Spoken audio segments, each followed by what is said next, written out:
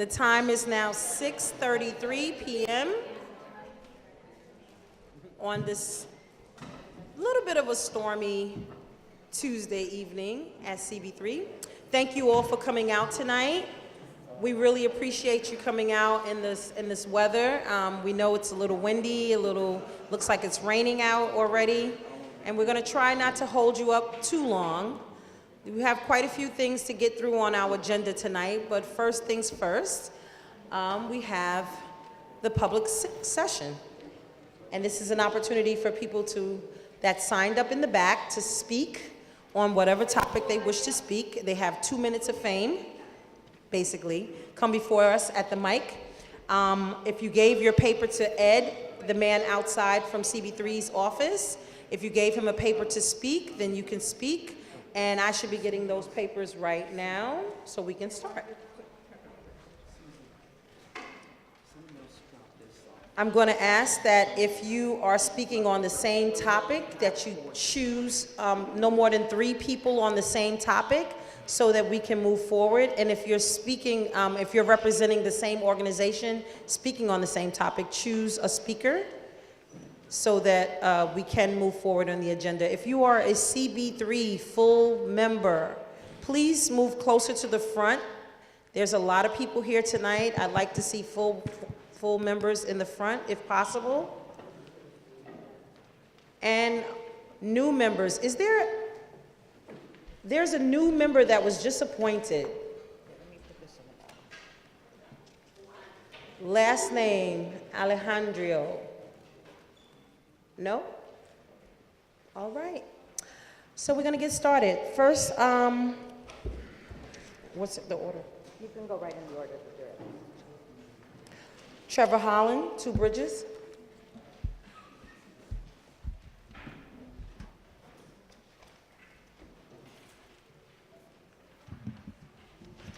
Hi, my name is Trevor Holland. I live at 82 Rutgers Slip. I'm speaking today as a resident. My building is located directly in the center of 4 proposed mega towers that are slated for the 2 Bridges area. I'm going to be short because I know there's a lot of speakers up there. I'm just asking for everyone to make a comment before next week. City planning, I believe the date is October 29th for the last day you can comment. You can go online. It's very easy. You don't have to write an essay. You just need to express how you feel about the 4 proposed towers of up to 7,000 residents on 2 blocks. If you think, I've heard people say, well, you know, it's not going to make that much of a difference, or you know, what does one voice have? And I completely disagree with that. And I think if you are here tonight, you disagree with that notion too. So please make a comment about the 2 Bridges proposed towers, because we are in the final, literally the final hours. I've been working on this for the last 5 years, or volunteering for the last 5 years of my life, trying to do something about this proposal. So I'm hoping some of you can write comments about this and speak about it. The last word we heard from the developers, as the developers told me, was, and I quote, or I'm paraphrasing, he said, if you guys don't sort of settle down, we're going to go Game of Thrones on you. And I told him, well, winter's coming. Thank you. Okay. Alexander Ulch, am I saying that right? SLA item number 18. Yes, he's here. And there's another speaker right behind him, Yvonne He. Hi, my name's SLA 18, please come to the mic.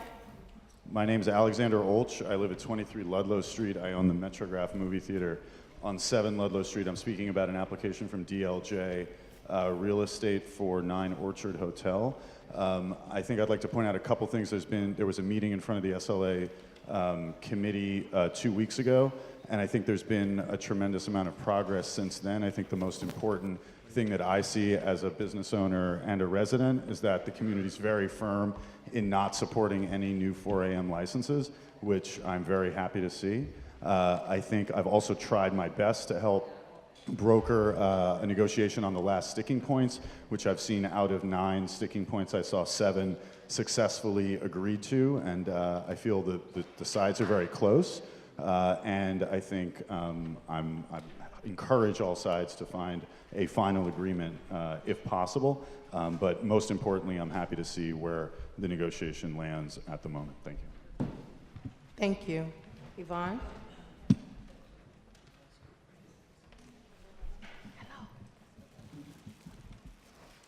Hi, my name is Yvonne, and I live across the street from 9 Orchard Street at 113 Division.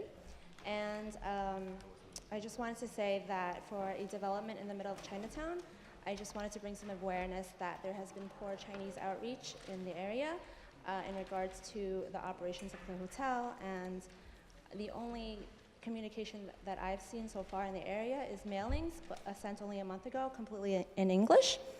The second issue that I want to just bring awareness to is disregard for the Buddhist temple that's directly across the street from the hotel. And Please hold your applause. Let her finish speaking. Thank you. And I'm just hoping that you can in some way enforce the 200-foot rule.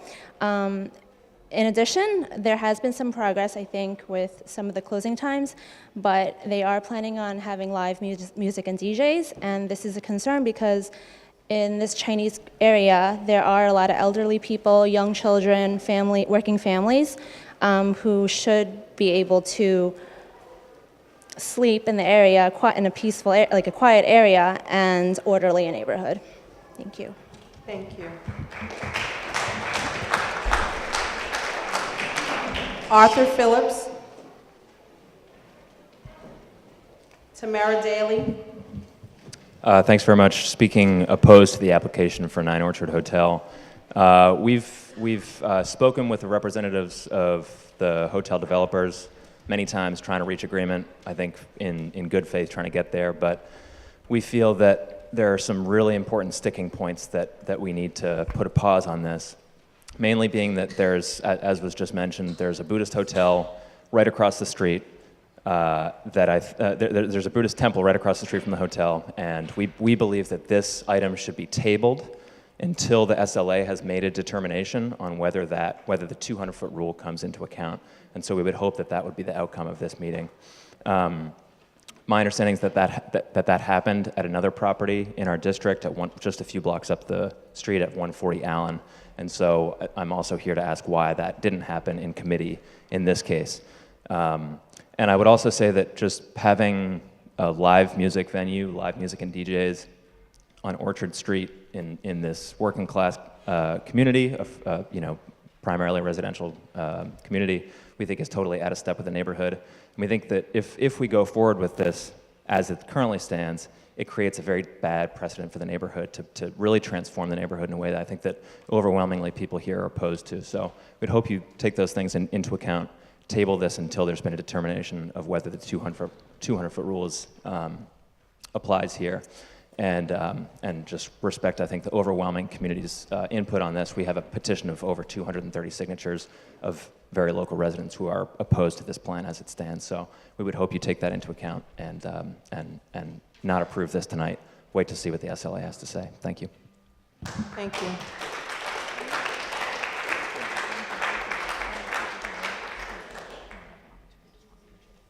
Oh, okay. Thank you.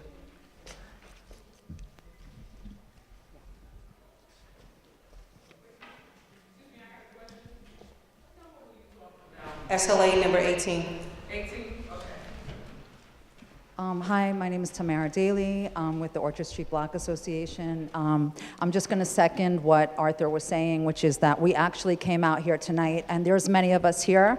I like to actually ask the people who came to oppose the stipulations to stand or raise your hand, please.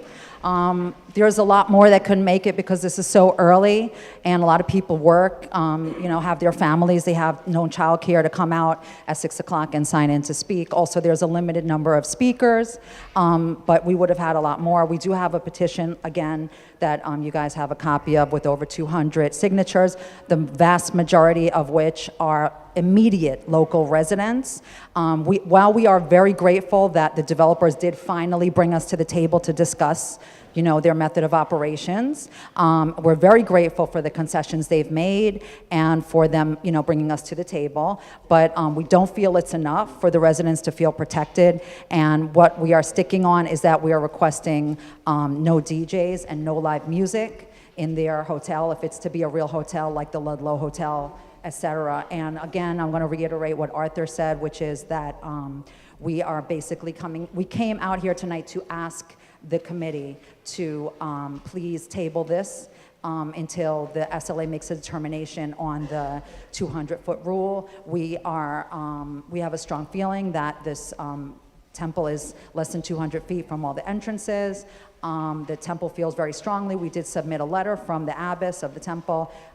She does not support it. It's not that we're trying to cut their business, but we need them to recognize the direct concerns of the people who live in the immediate area, and as well as respect the community that's been there and that will remain there, hopefully, and not get displaced by what's going on in this neighborhood. And this temple is an integral part of the neighborhood, okay? And it needs to be respected, and that's what we're asking you to do. Just table this until this is audited, and just respect what the residents are saying, or at least take us into account, particularly the Chinese community, like the other speaker said, and this very important part of the community. So that's what I'm asking. Thank you very much.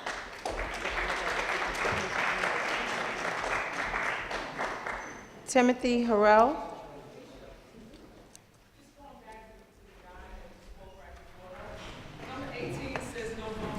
It's number 17. Is number 17, SLA number 17? They're the same applicant. So it was voted under 17, but 17 and 18 are the same. The guy before her was talking about number 17? Yes. 17 and 18. Oh, okay. So they voted on 17, not 18.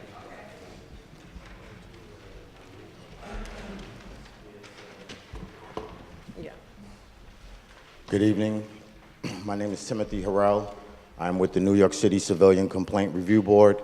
We're a New York City agency that is independent of the NYPD, and what we do is investigate, mediate, and in some cases prosecute allegations of misconduct against members of the NYPD. I just wanted to make a brief announcement. On February 5th, we're going to have our first youth summit at New York University at the McSilver Institute. So the panel will consist of youth, the audience will consist of youth. We will invite NYPD to come out in this conversation and have this conversation take place between youth and the police department. We would like to capture data on their perspective of policing in the community. They have a very different perspective of it than I do.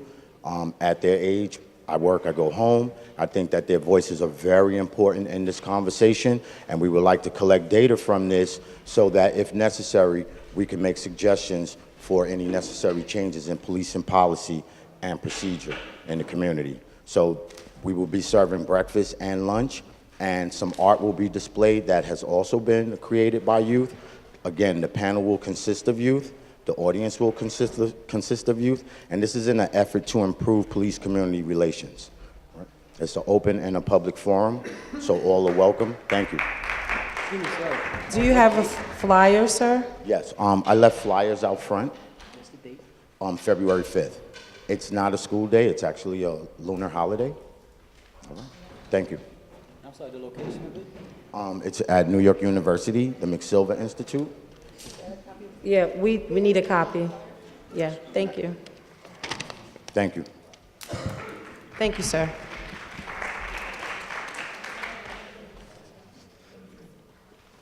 What is that? What is Melissa? No, sir? No, sir? Rivera? Educational Alliance?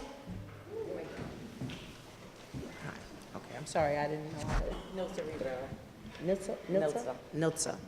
Hi, my name is Nilsa Rivera. I am the family coordinator at Educational Alliance, Manny Cantor.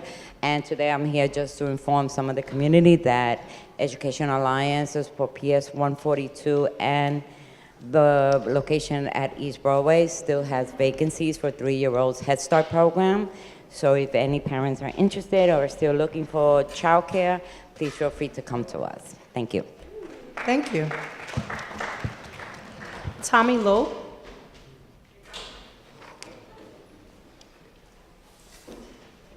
Thank you.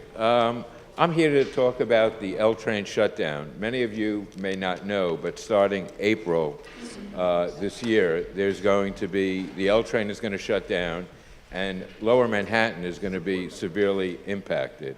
We're not here, or I'm not here, to dissuade anybody from the necessity of a plan because we have to help our neighbors in Brooklyn get back into Manhattan during the L train shutdown.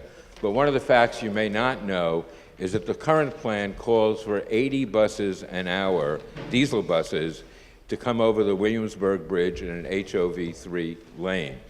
That, when you think of the buses also going back, that's 160 diesel buses an hour that will be traversing our community. We're asking something very simple from the city. We recognize our responsibility, but we've had a history here of being lied to about our air quality. After 9/11, we were promised by the EPA administrator that our air was healthy enough to breathe. Many of us who lived here went about our daily responsibilities believing that. Well, 17 years later, more than 3,000 people have died, and many more have their health severely impacted.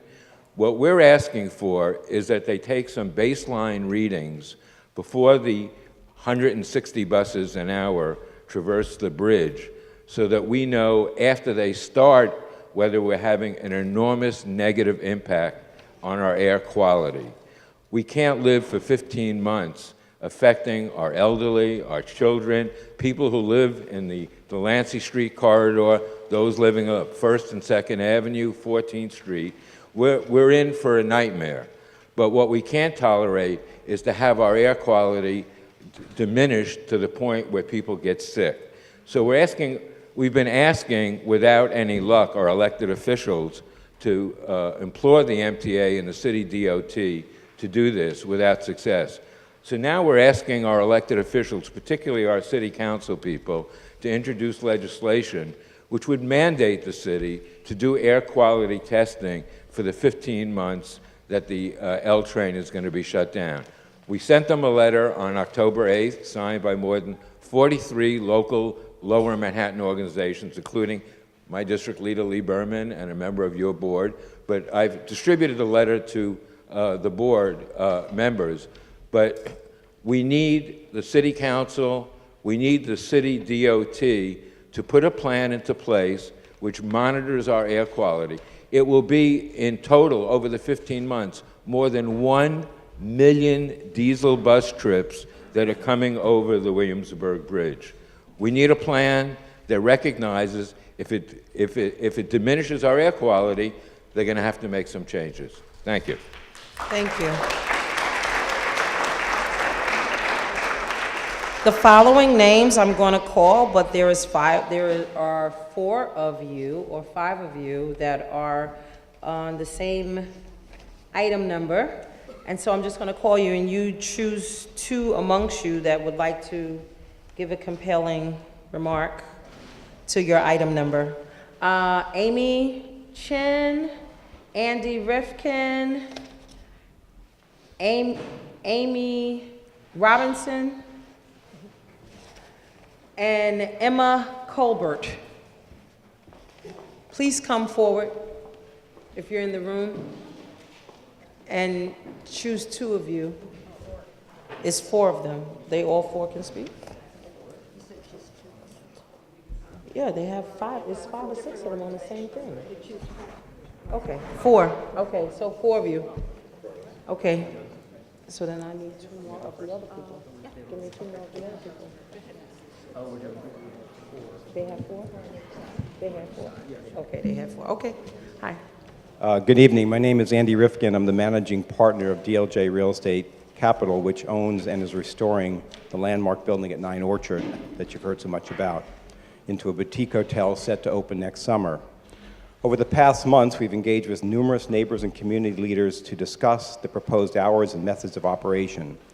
Through multiple meetings, walkthroughs, and conversations, it's become apparent that irrespective of the differences of opinion about closing times, all groups have the same goal of protecting this neighborhood's special character, and preventing the types of establishments that currently exist in Hell Square.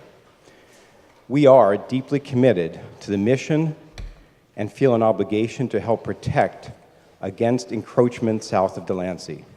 But protecting the neighborhood is not just about closing times. It's equally about ensuring that the hotel team deals adequately and effectively with crowds, noise leaking out into the street and into the neighbors' homes, and not allowing the types of partying that promises to destroy the fabric of this community. While we acknowledge that the opening of a hotel with a food and beverage space in a building that has sat largely empty for decades will no doubt have an impact, we have made what we believe is a great deal of effort working with Space Block Association, the Orchard Street Block Association, business owners, the SLA committee, and other leaders in the neighborhood on a set of stipulations that will ensure that this project fits appropriately within our 30 neighborhood. seconds. Despite being largely in agreement with the hours and stipulations proposed by CB SLA committee, we have been concerned by the level of divisiveness that has been seen at the SLA committee of October 9th. Since that meeting, we have made great efforts to convince everybody to work together, and we have agreed to abide by a nothing past 2 a.m. Policy. Time. Thank you.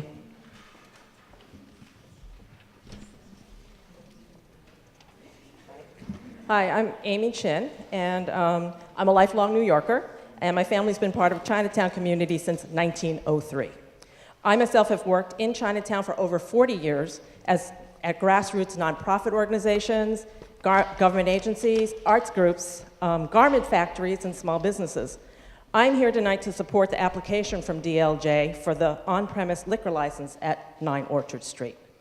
I've watched over many years as DLJ has labored to restore and rebuild that beautiful John Malofsky Bank building. They've done this with great respect for the structure's architectural history, as well as the uniqueness of the surrounding neighborhood, residents, and businesses. During this process, I have met with DLJ staff and helped them contact local stakeholders and residents. DLJ has also worked with me and my colleagues at an organization called Think Chinatown to create community activities to serve a broad local population and bring us all together as a community. We look forward to continuing these same meaningful events once the hotel opens, as it's integral to part of the future of the hotel's programming. I know that DLJ has been working with other groups in the community, including Asian Americans for Equality and the Chinese American Planning Council, to build similar relationships. In my view, DLJ has been a good partner in every respect. And I wish that other developers in Chinatown had the same level of conscientiousness and concern for being good neighbors and for helping the local area. 30 seconds. In addition, I'm familiar with some of DLJ's projects in other parts of the city, and they've been similarly conscientious.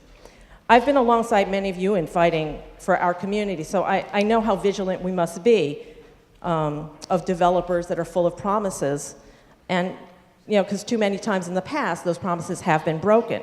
But I really have full confidence that this is not the case in this instance. And I really look forward to an ongoing positive relationship with DLJ in our community that benefits 9 Orchard Street and brings good assets to the neighborhood. And I was not paid to say that. Thank you. Thank you.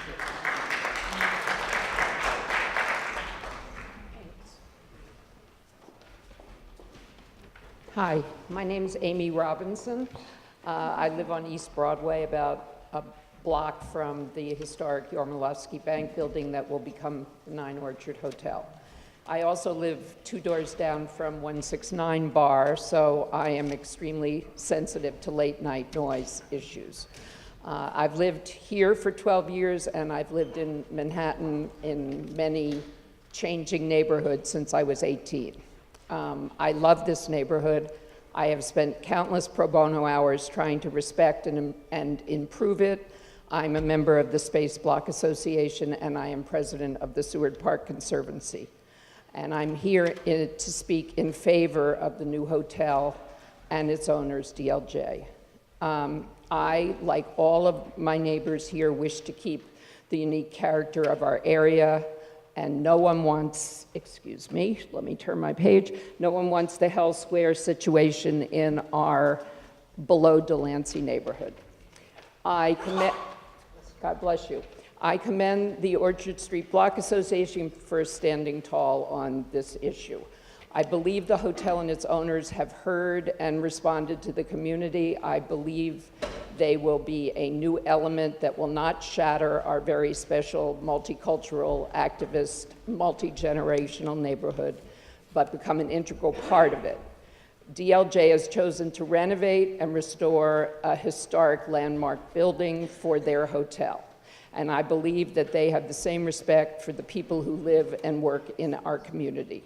It is my belief that substantial, serious business people can help us to maintain the unique, almost small-town quality of our neighborhood.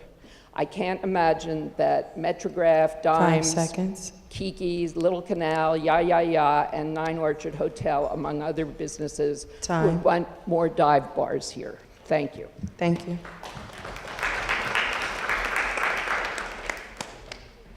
Hello, my name is Emma Colbert, and I am the president of the Space Block Association. I'm here both as the president of the Block Association as well as an immediate neighbor to the hotel. I live 4 doors down on Canal Street, as well as my back door opens onto Division. So I will for sure personally feel the impact of this situation. I just wanted to give a quick background. I don't have much other to say past what other people have said on behalf of it, except for the fact I just want to say how it went down in the negotiation. And that is when we first negotiated this stipulations agreement with them, we met with them 3 or 4 times, and we came to an agreement. And as many people in the neighborhood, including the Orchard Street Block Association, pushed back, they came back to the table, and they've been willing to over and over again try to come to a deal. And I think at this point we are really down to some very small points on this. And it would be great if we could reach an agreement with the help of the community board and see this come off in such a way that it is beneficial to the community as well as beneficial to the hotel, and that they're able to prosper and not wind up with an establishment that fails, because we don't want them to fail, and we want to continue to have our quality of life to be able to raise our families and go to work. So, you know, we need a little help coming up with this final agreement, but I think we are so close. 30 seconds. Okay, that's pretty much it. Thank you. Thank you. Michael Marino.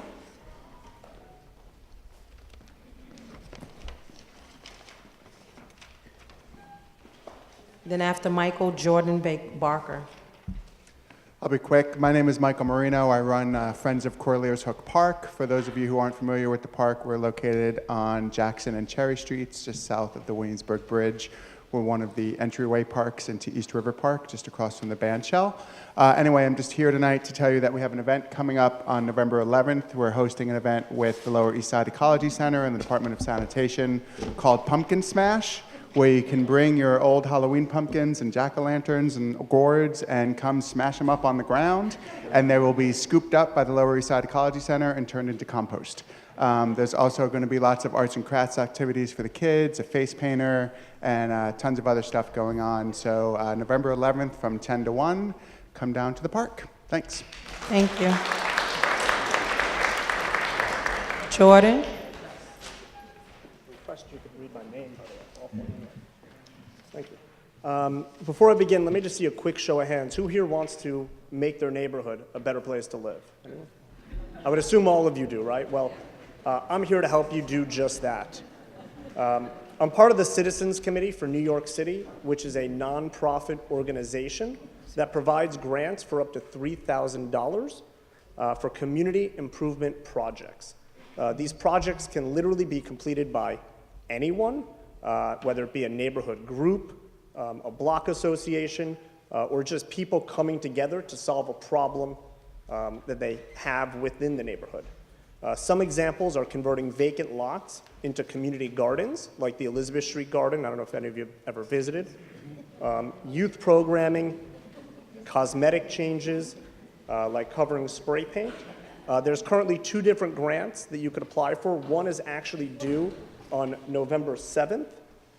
It looks like this, and flyers are obviously in the back.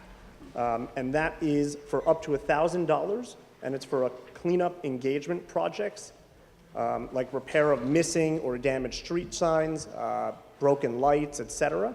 And the other one is just for the regular Citizens Committee, which is due January 22nd. So if you're interested in making your community a better place and bringing people together, please take a flyer, which is in the back or the front, whichever way you look at it, and apply. Thank you. Thank you. I want to say more relevant to our community board probably is they paid for this booklet for to Neighbors to Save Rivington House, and thank you very much.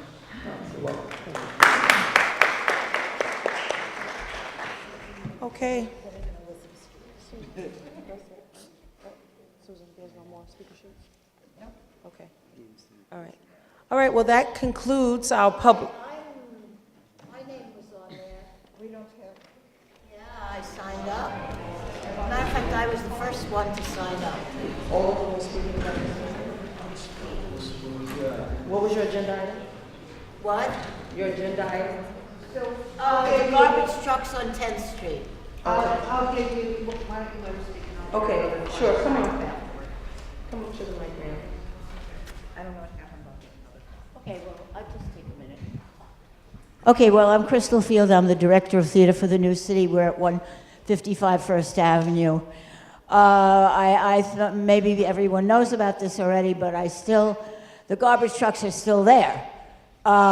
Sometimes they're not there for a few hours, and it looks like, oh my God, but then they come back, and there's 5 of them at night. So they're still there. And so what we're asking you to do is to make sure that they get relocated. Halloween is coming up.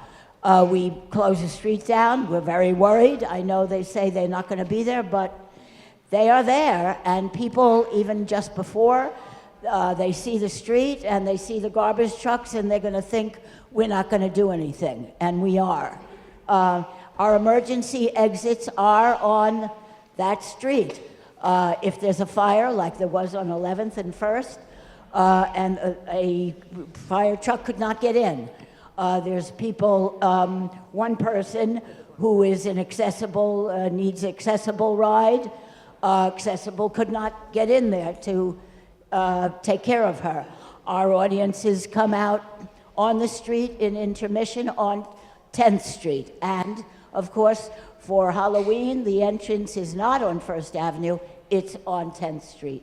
So, and that block besides us is very densely populated, and there are a number of small, eater, drinker places on the street, and they're all affected by this.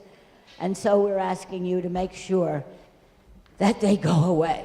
Also, they smell. That's not good. Question? For when you have the street blocked off, Yeah. through a street activity permit, the street activity permit office aware of what's going on? You mean, are they aware of the garbage trucks? I don't know.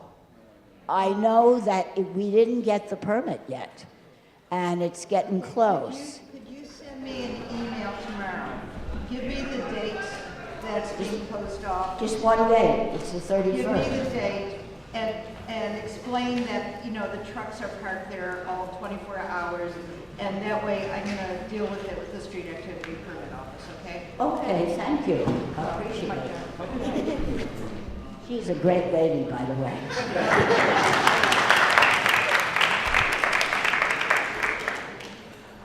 Okay, that was our last speaker in the public session part of the community board meeting tonight.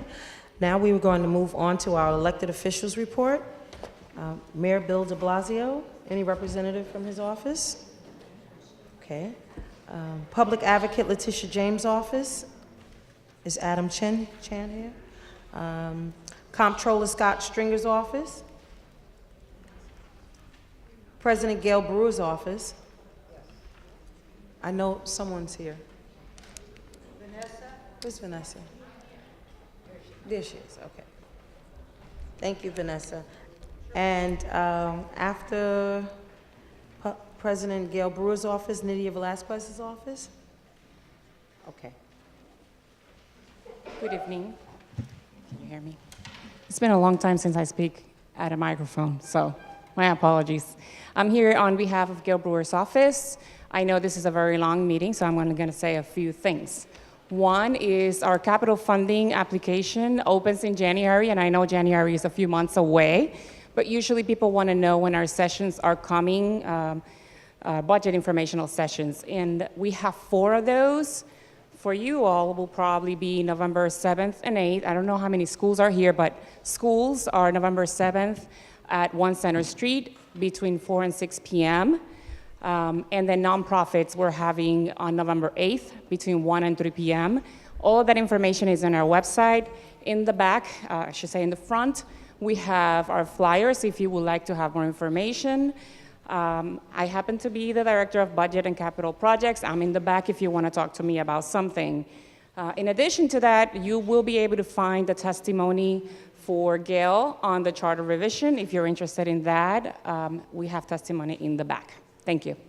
Thank you. Good evening, everyone. My name's Jacqueline. I'm the community liaison for Congresswoman Velazques. This month, Congresswoman Velazques introduced 2 pieces of legislation, the Violence Against Women Veterans Act and the Liver Illness Visibility Education and Research Act, or LIVER Act. The Congresswoman is committed to tackling sexual assault and harassment. In addition to her other recent bill that addresses sexual harassment in housing, the Violence Against Women Veterans Act would require the federal government to improve VA services and benefits for veterans who experience domestic violence or sexual assault. And it's already garnered 83 co-sponsors in the Congress.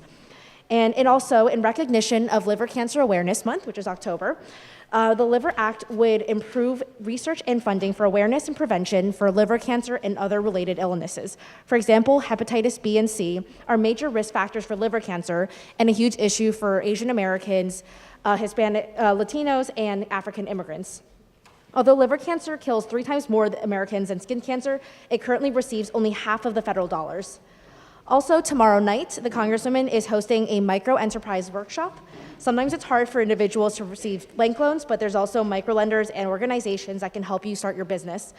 This event is being held at PS1 Beacon in Sunset Park at 6 p.m. So if you're interested, more details can be found on the Congresswoman's Facebook and Twitter and in the newsletters in the back. And finally, last Wednesday, the Congresswoman submitted written testimony for the Two Bridges hearing. She's deeply concerned about affordability in Two Bridges, the neighborhood character, and the lack of transparency and community engagement thus far in this project.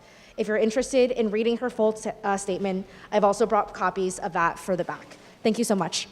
Thank you. Any questions?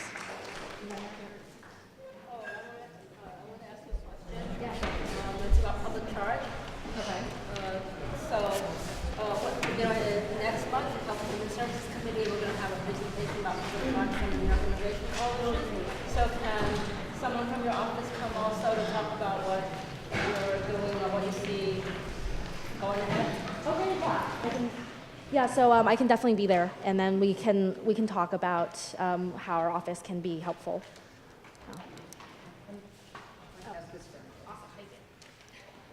Thank you. Any other questions?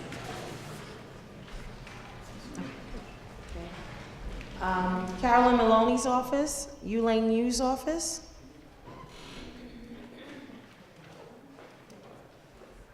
No, these are grants.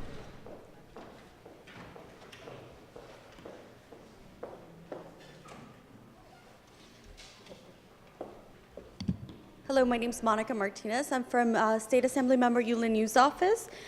I will echo what was said earlier in regards to the LSRD, the two bridges. Yuh-Line also echoes the fact that this could significantly impact on housing affordability, the lack of transparency, as many other issues that are going on within the community, and the community engagement, really truly hearing what the community has to say about how it impacts their home, the current residents that are living there. Additionally, she also has her statement in the back for the Manhattan Borough-based detention center. Again, it goes back to the lack of transparency, community engagement, and the significant impact it'll have on the community, on a community that has already had to endure the same similar issues from the current jail that exists there. If you have any questions, feel free to find me in the back, and our community board's reports are also in the back. Thank you. Thank you. Okay. Deborah Glick, Assemblymember Deborah Glick's office, Assemblymember Harvey Epstein's office. Hi, everyone. Good evening. Charlie Anderson from Assemblymember Deborah Glick's office. Just two quick things this evening. Our board reports are in the back if you'd like to pick one up. One of the things that we highlight is that the New York State Attorney General, Barbara Underwood, is currently processing the Stephen Croman Tenants Restitution Fund. So there was a civil case associated with the criminal case. Stephen Croman went to jail, prison for a little while. But additionally, there was a civil case against his management company in which former tenants or current tenants of Croman buildings are able to apply for civil restitution. There's a pot of money that exists. It's very easy. There's an application process. You just have to prove that you lived in a building. You don't necessarily have to prove harassment, but that would be there. If you or someone you know was a Croman tenant, if you think you might know someone who's a Croman tenant, let them know to look into this. The deadline for the applications is November 4th. Of 2018. So please, please let them know that money exists. You just have to apply.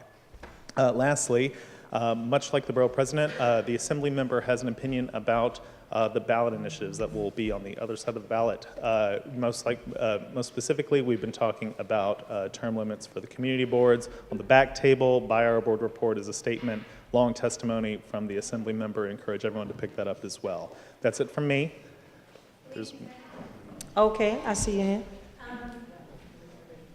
Are they putting, I'm like a little behind with the community board term limit things. Yeah. Are they putting it on the ballot in November? Yes. And then is it for all, is the term limit they're suggesting 10 years? 8. So then if anybody, any board members, will they, if it goes through, will all of our board members who have been here for more than 8 years be kicked off, or they get grandfathered in? I know. You're asking if you get grandfathered in, or if it's, or if you, yeah. I don't know the answer to that question. It starts new. You're not off the board next year. I gotta explain this to my husband.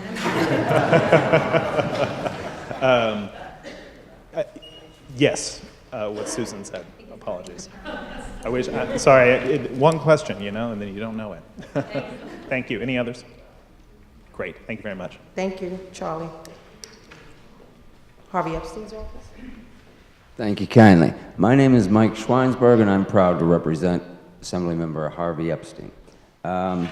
In his newsletter, you will find information on the L train shutdown, just specifically 14th Street, but he's happy to announce that the MTA has answered his demands to reduce noise and debris by changing out equipment and putting up higher fencing on 2 of the walls with additional noise dampening material.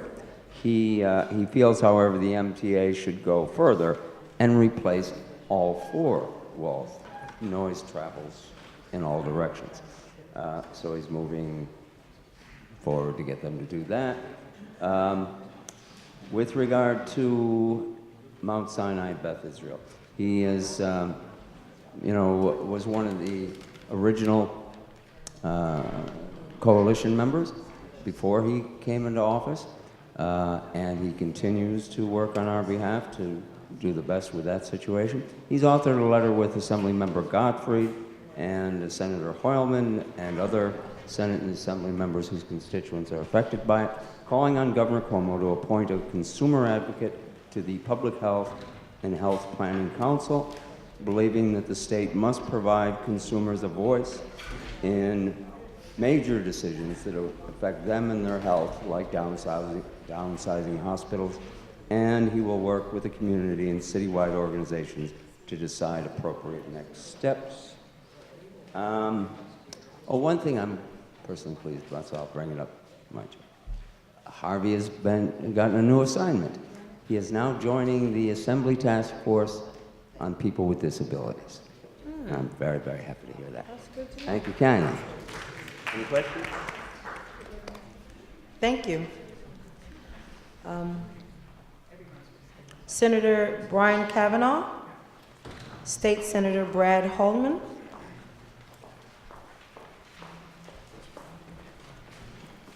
Hi, I'm Danielle from Senator Kavanagh's office, filling in for Venus, our Director of Community Affairs.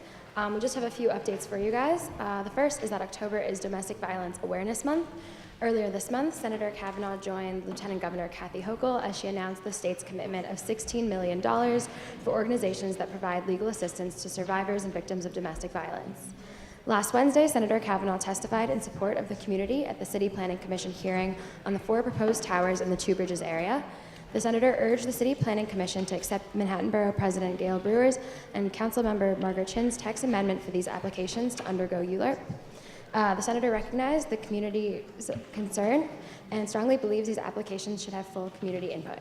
Also last Friday, Senator Kavanagh and his staff attended a welcome home dinner celebrating the return of 85 Bowery tenants to their home. As you may know, 85 Bowery tenants were displaced for a number of months due to an emergency vacate order. Our office was glad to work with other electeds in making sure they had the resources they needed to expedite their return. It's now heat season. Starting October 1st through March 31st, building landlords in New York City must provide heat between 6 a.m. and 10 p.m. If the outside temperature falls below 55 degrees, the inside temperature must be at least 68 degrees Fahrenheit. Between 10 p.m. and 6 a.m., the inside temperature must be at least 62 degrees Fahrenheit at all times, and there's no outside temperature requirement. If you have any questions, concerns, or complaints, please call 311 to make a report and follow up with our office and speak to Venus, our Director of Community Affairs. Also, please contact Venus if you live in Nydia and have hot water and heat complaints. We'll try to help you as quickly as possible. And if you guys have any questions, I have Venus's contact information in the back of the room. Thank you.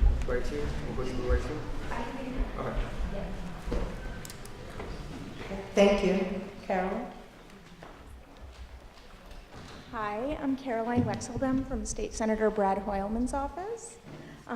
We have our board report in the back of the room, if anybody would like to pick it up, but just real quick. Senator Hoylman testified before the New York City Council Committee on Small Business in support of the Small Business Job Survival Act. He's passionate about the issue of small businesses and is really worried about the high number of vacancies in his district. And we actually put out a report late last year analyzing the problem of retail store vacancies in the 27th State Senate District, which you can find on his website. But it also outlines a number of recommendations on the state level that could help alleviate this huge problem. Senator Hoylman also sent a letter to the Department of Sanitation regarding the garbage trucks parked on East 10th Street, asking that they find another solution. It's, as other speakers have said before me, it's dangerous, it's unsightly, it presents a lot of problems for that busy street. We're also having a flu shot event on November 30th where you can get a free flu shot. The event is from 10 a.m. to 12 p.m. and you can make an appointment by contacting our office, 212-633-8052. I'm happy to give you my contact information, but the number is also on the board report in the back. And just a quick update, California passed a net neutrality bill, which is actually a companion bill to a bill that Senator Hoylman sponsors in the New York State Senate. So it codifies net neutrality in the state of California, and it's one of the strongest bills in the country. So we hope to pick that up in the legislative session coming up. Are there any questions? Great, thanks so much. Thank you, Carolyn. Councilmember Margaret Chin and Councilmember Carlina Rivera.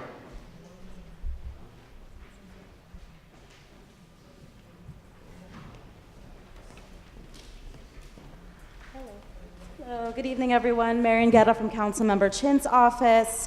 First news, Councilmember Chin also joined her fellow elected officials to share her testimony at last week's City Planning Commission hearing on the 4 proposed high-rise luxury towers in the Two Bridges large-scale residential development area. Councilmember Chin shares many of the residents' concerns, especially with regards to the environmental impact statement and the current EIS process, which does not adequately talk about the impacts of displacement, particularly the primary and secondary displacement of residents, the socioeconomic impacts, as well as adequate mitigations to the infrastructure in the area. Councilmember Chin wants to thank all of the residents who came out. We believe that the number was over 100 for the number of folks who were able to testify. And we also understand that greenlighting these proposals without a thorough community engagement process would create a dangerous precedent for other communities also vulnerable to overdevelopment. So we hope you can also join us in pressuring the administration and pressuring the Department of City Planning Commission Chair, Marissa Lago, to give our text amendment, which would submit all of these developments through a ULURP, which would require full review from the community board, from the borough president, and a full up and down city council vote to a hearing. October 29th is the deadline for public comment. If you were not able to come to last week's hearing, feel free to come visit me, and we can talk about a process to share your comment to CPC. Yesterday, the New York City Council also held a hearing, a much anticipated hearing on the Small Business Job Survival Act, which is co-sponsored by Councilmember Chin, which would address the citywide crisis of small business closures and storefront vacancies. Councilmember Chin testified at the hearing to discuss the impacts of soaring rents on businesses in her district, including the closed Met Food Market store on Mulberry Street that has now been replaced by an artisan grocery store, as well as the McNally Jackson independent bookstore on that same building. So if you are interested in giving testimony and were not able to come to yesterday's hearing, feel free to reach me as well in the back. We have, I think, 2 business days to be able to submit testimony to the committee to enter it into record. So if you have any questions, feel free to reach me. I know that this is not in this community district, but it's close enough. Councilmember Chin allocated capital funding to turn Grant and Lafayette Street, which was once a DEP water shaft site, into passive recreation space. So if you are interested in sharing your vision on what that space should look like, Thursday, October 25th at 6:30 p.m. would be the scoping meeting and tour. Thank you. Question. More than a question, I just want you, for those of my fellow community members that were not there, I want to thank you, Margaret Chin, Gale, Brewer, Kavanagh, and Yuh-Line, because they were there in person at the Two Bridges hearing, and they really testified on our behalf in a great way. So just thank you guys, you're doing a great job on this. Thank you, thank you. And we are keeping the pressure on. Thank you. Thank you.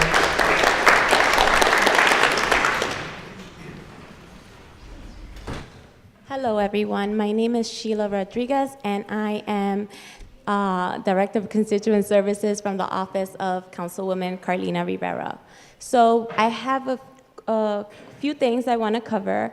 I do want to talk about the sanitation trucks on East 10th Street. The councilwoman remains frustrated with Department of Sanitation, as well as the administration.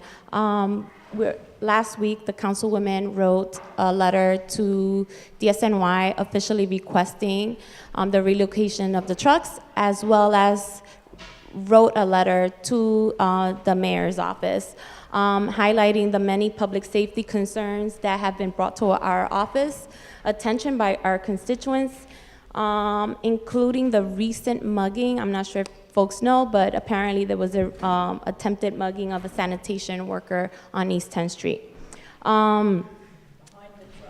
Behind the trucks, yes. Thank you, Crystal. Our office and the councilwoman remains concerned about the Boys Club. We continue to be in contact with our state colleagues and community partners in hopes that in hopes that they can help us find ways to keep this building in community use.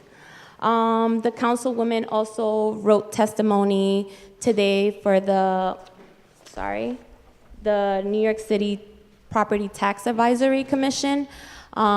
She wrote testimony asking that equitable considerations be taken of co-ops, condos, and residential multiple dwelling buildings as they move forward with any changes.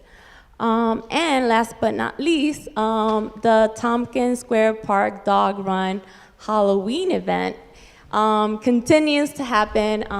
Thank you to Goals, Good Lower East Side, and to park volunteer Ada Nieves. We will have the 28th annual event at East River Park. Amphitheater, right? Yes. Amphitheater area on October 28th from 12 to 3 p.m. So if you are in the neighborhood, please join us and support our East Village tradition. Thank you. All right, that concludes our elected officials report. Now, our roll call and approval of minutes for July 2018. David Adams. Yaron Altman. Jesse Beck. Dominic Berg. Lee Berman. Victoria Barrios. Karen Black. Lisa Burris. Carlin Chan. Jonathan Chu. Mi-Fong Chung. David Crane. Nina D'Alessandro. Jajay Daniels. Paul G. Rienzo. Eric Diaz. Daniel Dixon. Dean Youngson. Alistair Economacus. Shirley Fennessy. David Ford. Ryan Gillum. Deborah Glass. Herman Hewitt. Trevor Holland. Linda Jones. Valentina Jones. Megan Joy. Lisa Kaplan. Olympia Kazi. Joseph Kearns. Mei Lee. Alysha Lewis Coleman. Yes. Luis Lopez. Michael Marino. Jeremy Markman. Antonio Martinez. Alexandra Militano. Nancy Ortiz. Carolyn Radcliffe. Damaris Reyes. Richard Ropiak. Robin Chattel. Larissa Scheinberg. Clint Smeltzer, yes. Anisha Stephen. Sandra Strother. Josephine Velez. She was here. Ronnie Washington. Kathleen Webster. Okay. Thank you, Clint. Now we're going to move into our capital expense priorities, and I want, no? Roll call and then capital. It's the order, Susan. Okay. The capital expense priorities, does everyone have a copy of the members of the full board? Do you have a copy of the capital expense report? So I'm going to remind everyone, please keep in mind that these capital expense priorities were worked in committee, and they were researched, so we don't have to add, there's no need to add to them. They are where they are, and the order was worked on at exec. The exec respected the order as it was put in by each committee. So we want to make sure that we just review it and get your approval. Okay, I have update for just one. Okay, there's an update, Susan? We just got updated statistics for number 5 for the runaway homeless youth. Under the explanation, it should be there were over 2,000 homeless youth under 24 years old in New York City in 2017. And then you want to... And there's one addition. We didn't get the capital request from libraries until a couple days ago, so we'd like to add the one request from libraries to the end of the list. It is for Hamilton Fish Library. The branch is in need of exterior upgrades as well as in need of replacing the current outdated and poor quality windows with new energy efficient windows, which will provide cooler and warm environments for patrons and community members during periods of extensive heat or cold. And remember, this says draft on it. Please, this is not something that's for everyone to see. It's still a work in progress. Whenever it says draft, that means it's not chisels in stone, okay? Thank you. So are we gonna go through it? Okay, we're gonna go through it. Yes, I see a hand. I was just going to make a motion to approve those 2 additions. Everyone read it. Well, has everyone read it? It's been sent out. Yeah, it's been sent in your emails. You should have gotten it. You're a full board member. Yeah, they were sent yesterday. I'll second that. So the motion was to accept the... Accept the 2 revisions and approve the document. And Herman Hewitt, second. And all in favor? Oh, we have to do a roll call. Sorry. No strap hole here. Sorry. Go ahead. Not this. Okay. David Adams, Yaron Altman, Jesse Beck, Dominic Burke, Lee Berman, Victoria Barrios, Karen Blatt, Lisa Burris, Carlin Chan, Jonathan Chu, Mi-Fong Chung, David Crane, Nina De Alessandro, Jajay Daniels, Paul DiRienzo, Eric Diaz, Daniel Dixon, Dean Deongson, Alistair Economacus, Shirley Fennessy, David Ford, Ryan Gillum,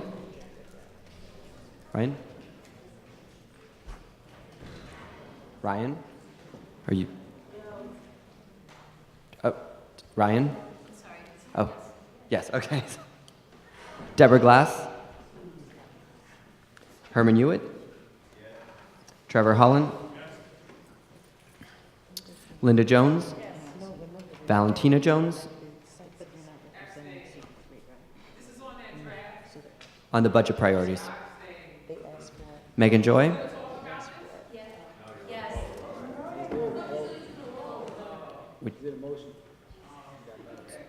abstain?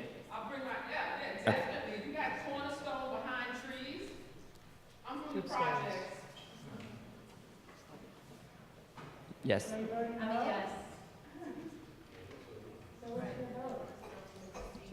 She's abstaining. Olympia? Joseph Kearns? Mei Lee? Alysha Lewis Coleman? Yes.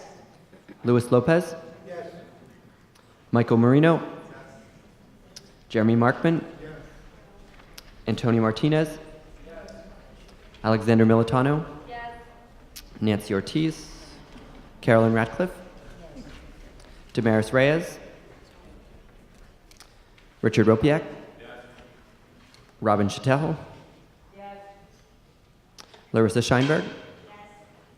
Clint Smeltzer, yes. Anisha Stephen? Sandra Strother?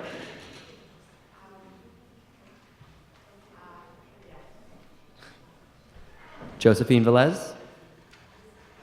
I guess she. Oh, Josephine Velez? Oh, yes. Rodney Washington? Kay Webster? Okay.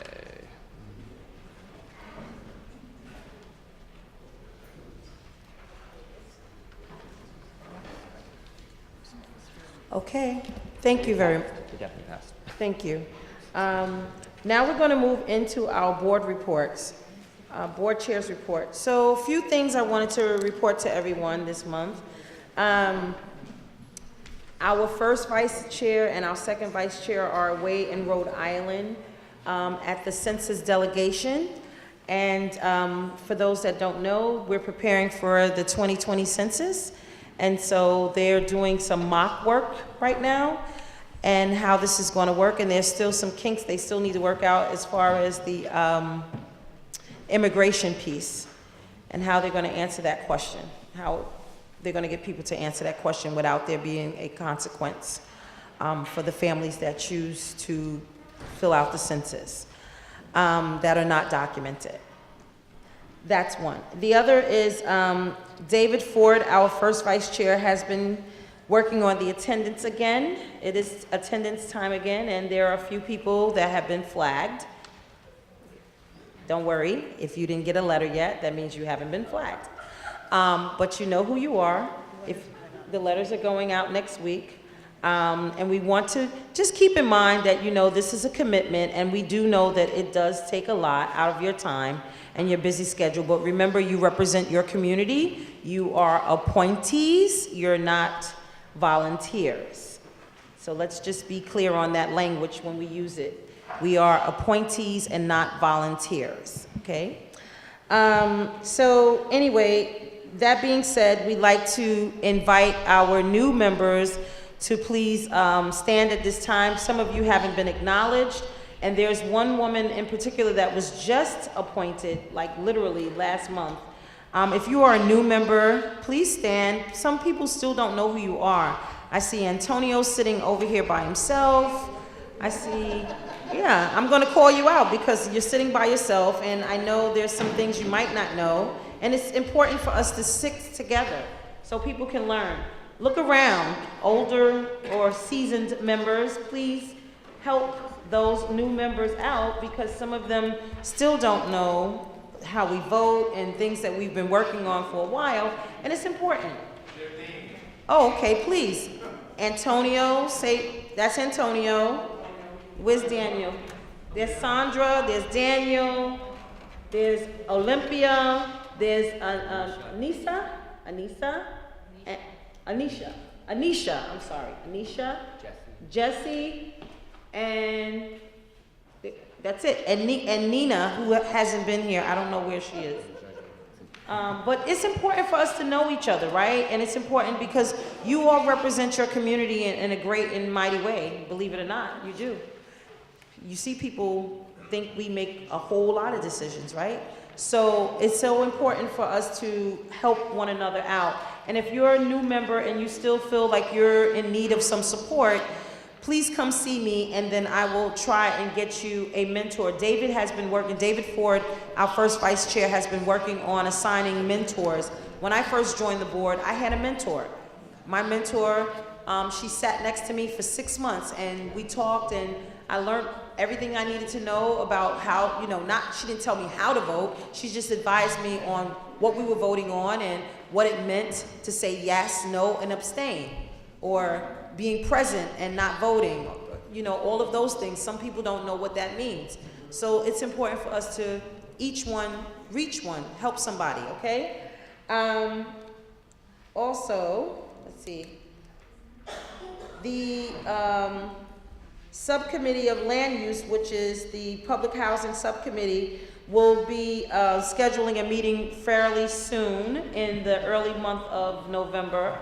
November has a lot of holiday time, so we're going to be, Nancy and myself and Sandra and Lisa will be working on putting that committee back together, the subcommittee back together.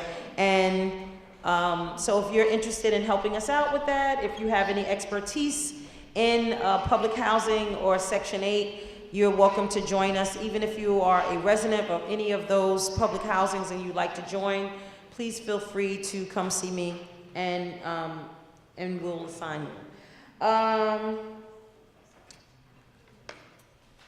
Nancy was going to report on the holiday. She's starting early. with the pledge for the holiday. We're trying to stay festive this year and be ahead of the game. So we will be meeting right after the full board meeting in December at Bar 11 or 11 Bar. No? That was when we thought it was on the Tuesday. It's on the Thursday now. Oh, so it's changed. There's a band up there. Oh. We'll have a location TBD. Oh, location to be determined, TBD.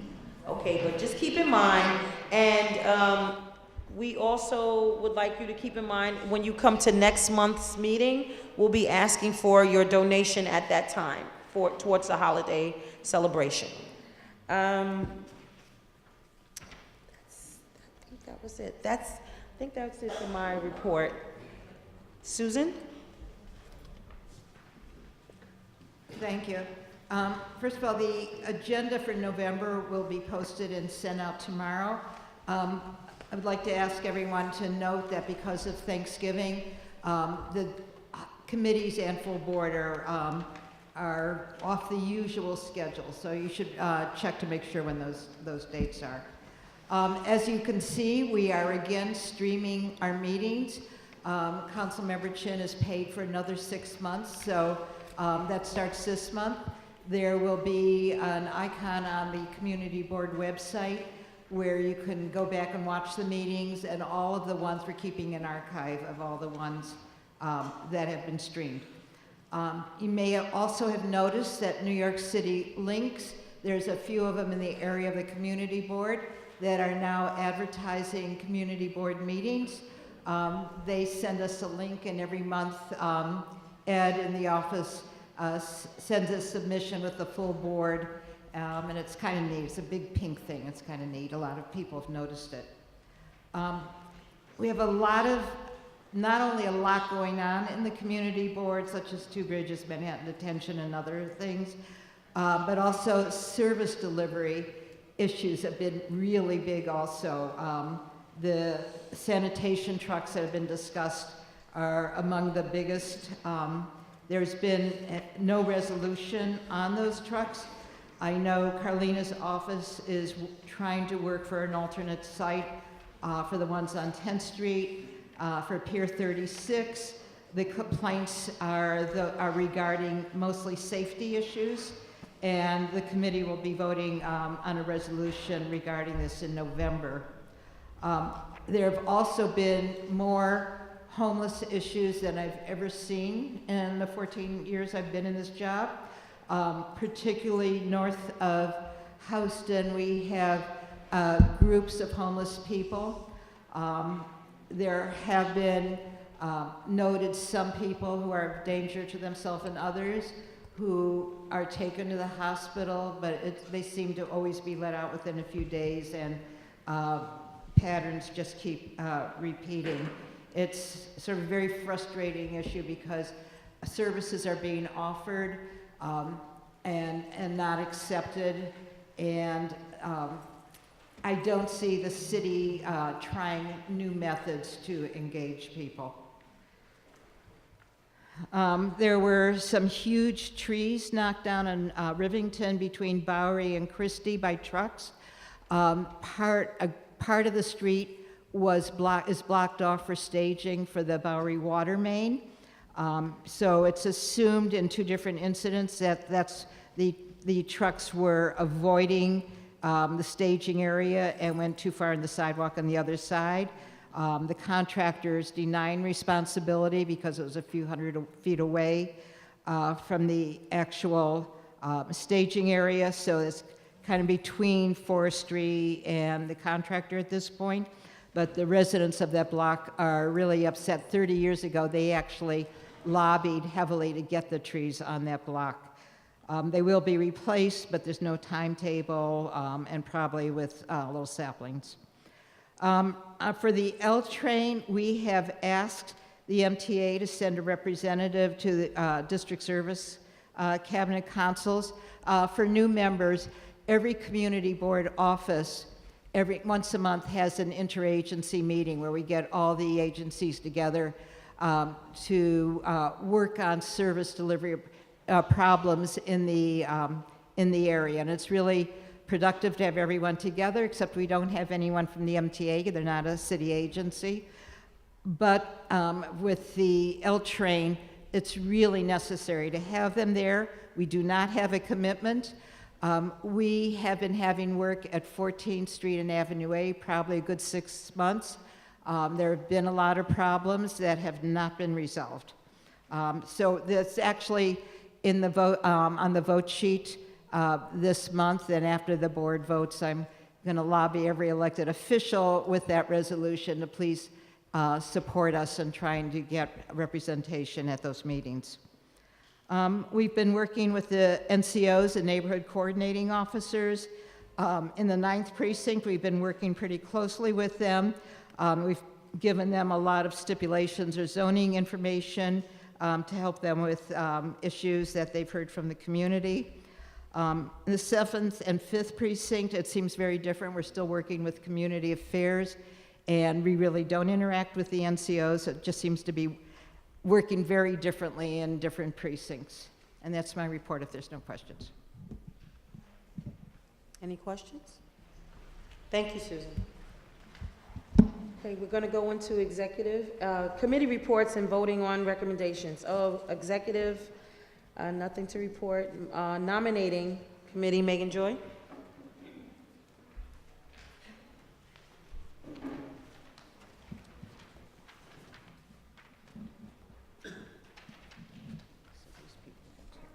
Hi, everybody. So this is your last chance to nominate yourself or somebody else for the elections that will take place at November's full board meeting. Anybody? Okay, seeing none, I'm going to close the nominations for this election cycle. The only way that somebody could be nominated in the future is if somebody pulls out of the race and there's a vacant seat. So as chair of the nominations committee, I would like to announce the nominees for Assistant Secretary, Eric Diaz, Secretary, Clint Smeltzer, Treasurer, Herman Hewitt, Second Vice Chair, Nancy Ortiz, First Vice Chair, David Ford, and for Chair, Alysha Lewis Coleman, all incumbents. Thank you very much for running again, guys. That's it. Thank you. Thank you. Okay. Landmarks? Nothing to report. Landmarks. Thank you. Land use, zoning, public and private housing?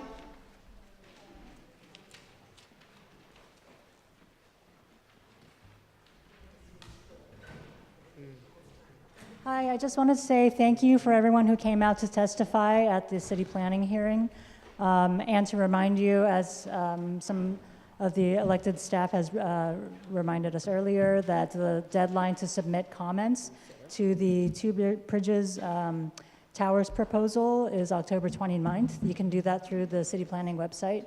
And aside from that, are there any questions on tonight's vote under land use? No. All right, thank you. Thank you, Mayfong. Economic development? Are there any questions on the resolution from economic development? Okay. Yes. My question is about the forward regulation and this kind of things. Have we had any conversation about doing a joint meeting also with Landing about zoning? About formula retail zoning? Or general special district was called a year ago? No. Can we have this conversation loud enough for all of us to hear? I don't remember hearing the question. Sorry. Olympia wanted to know if land use and economic development have ever talked about having a joint meeting on the special district because it deals with zoning issues, and the answer is no, we have not. We have a meeting. On the special district? Sorry, the answer is yes. It's been going on for a while. But that's not really important.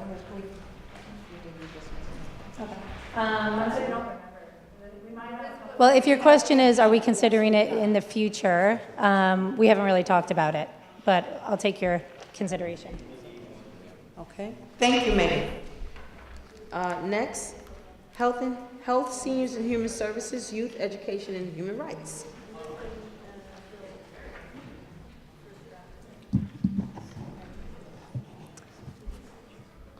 Hi, good evening.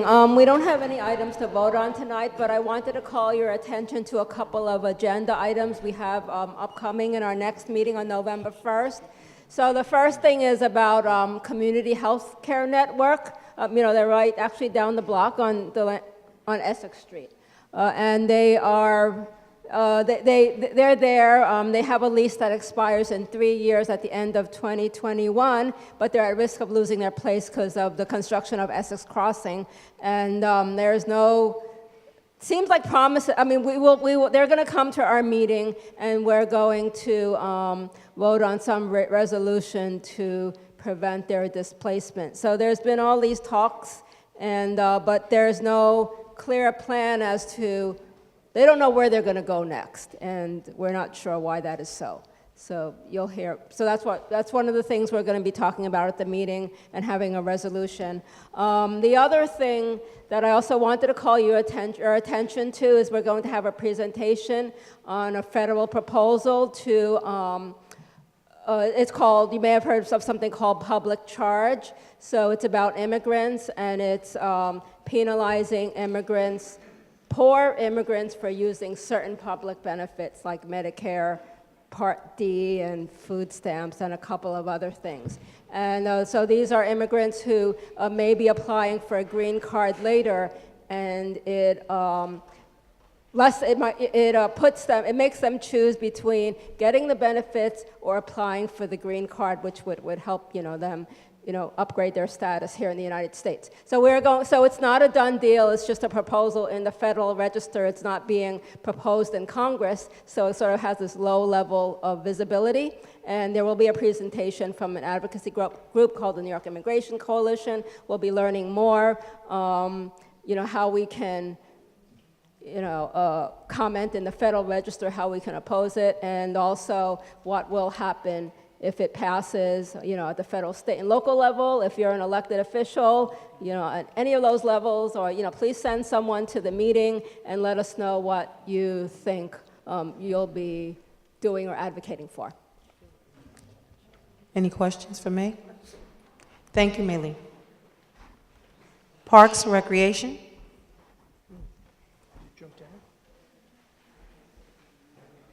Oh my gosh, I'm sorry. I'm so sorry, Trevor. Hold that thought. SLA. Oh my goodness. Oh my goodness. I'm so sorry. Collective groan. Perhaps we'd like to table them. I did. We just couldn't wait to get to it. Just Okay. You want me to start? We got all the stipulations that we requested. Outstanding are the hotel stipulations. We're missing the two. Mike. Sure, I can. I don't. This one? Sure. So we got all the stipulations that we requested. I made corrections to 2 of them, so they had already submitted their stipulations, and they're going to send me the corrected versions. And that was just because I omitted something from each of them. The hotel stipulations were outstanding. I received requests for amendments to them from the attorney yesterday. Some of them were semantic amendments that I could make, and I could go through those with you. And then outstanding, what remained were 3 outstanding issues that I can see, and I can ask if that could be, just double check it to make sure that that's correct. But in terms of the semantic,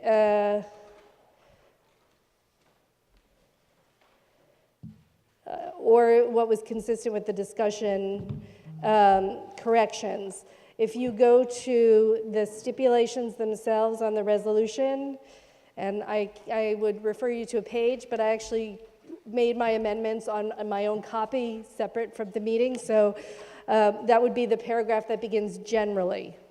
Page And 12. thank you. And with with stipulation number 1. So if you go to stipulation number 12, the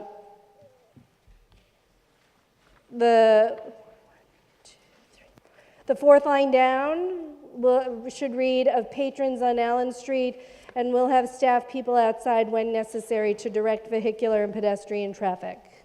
So that's the amendment.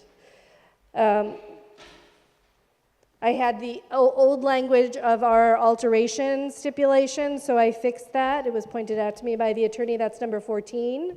So it should now read, it will not apply for any alteration in its method of operation or for any physical alterations without first appearing before Community Board 3. Going down to the next paragraph with respect to the subcellar cocktail bar lounge. After negotiation with community stakeholders, at least presumably, I presume, based on the emails from the attorney, the hotel agreed that it would scale back the locations where it wanted to be open until 4 a.m. to 2 a.m. So I made that amendment. With respect to subcellar cocktail bar lounge, the first one should read, which is a correction, 17, it will operate as a bar and lounge with possible food service from the cellar and service of alcohol from a service bar located within the cocktail bar lounge. Number 18 should then read, its hours of operation will be 5 p.m. to 2 a.m. all days. If you go to the next page of stipulations, to the one entitled with respect to the second floor event spaces, Page 13. stipulation number 60 should read, their hours of operation will be 7 a.m. to 2 a.m. all days. Thank you, David. The attorney asked that for all areas where I reference DBCs, that I take out the definition, which I inserted. It wasn't part of the discussion at committee, so I removed the definition. So you'll see that that's in the paragraph above, the one I just referred to.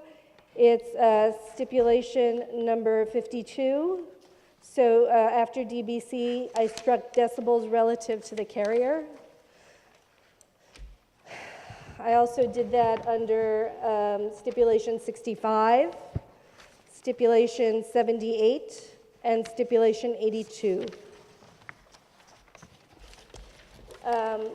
What I saw after reviewing his requests for changes and emailing back and forth with him, as outstanding were, if you look at the stipulations relative to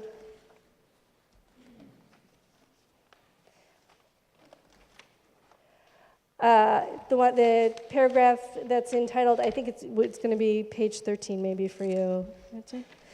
It begins with respect to the ground floor restaurant bar facing Allen Street and Canal Street.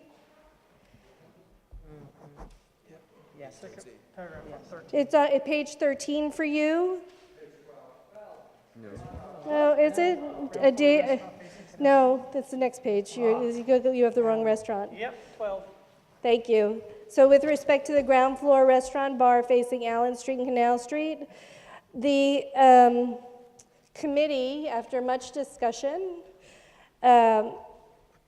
constructed the hours of operation as 7 a.m. to 12 a.m. Sundays through Thursday, and 7 a.m. to 2 a.m. Fridays and Saturdays. I believe they started out with a request for 4 a.m. hours, but then negotiated with the Space Block Association down to 1 a.m. and 2 a.m. closing times. But the committee, after hearing from many participants and interested parties, constructed these hours of operation.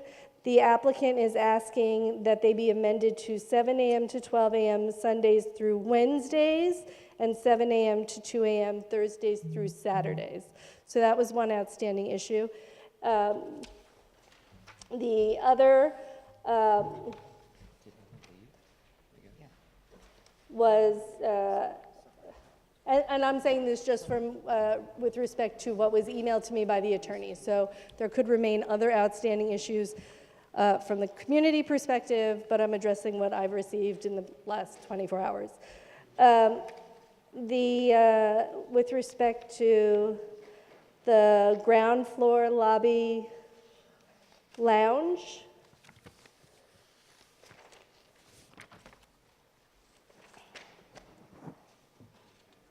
ground floor lobby lounge is page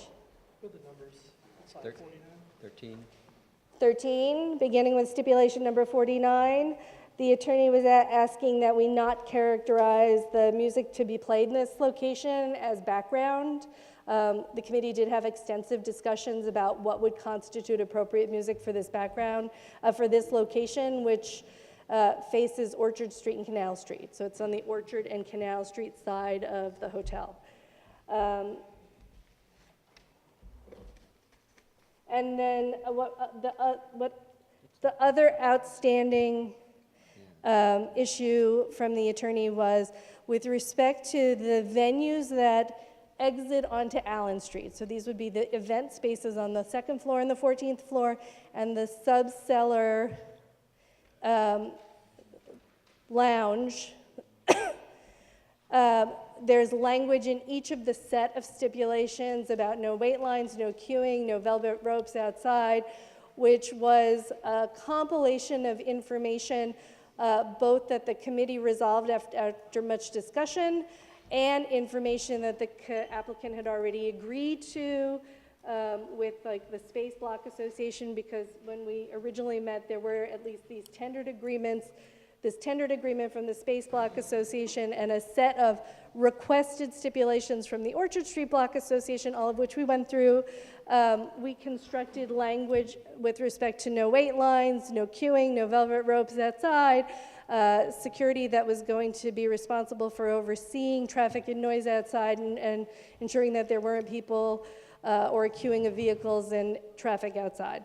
And the attorney wanted a change in that to something, and I can read what was suggested, but something more akin to best efforts and encouraging no wait lines or queuing outside.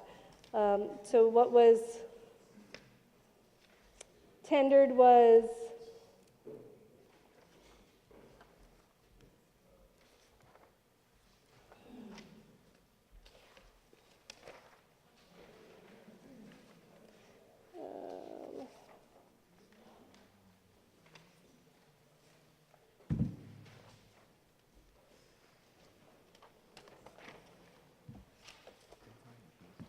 Can you hold that for just a minute? I'm sorry, I have a lot of emails.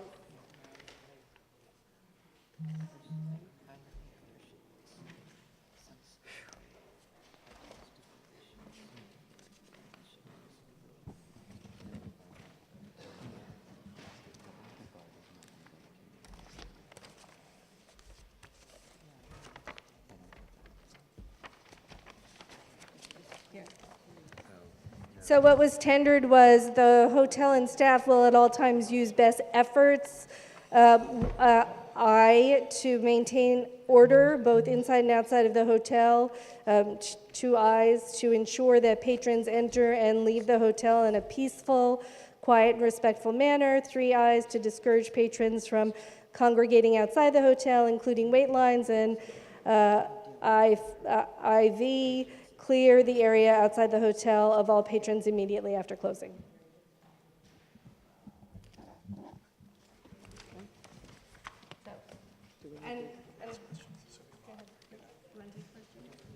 Any? Okay. Yeah, can you now? Because you can see them Sure. better now. Go ahead, Lydia.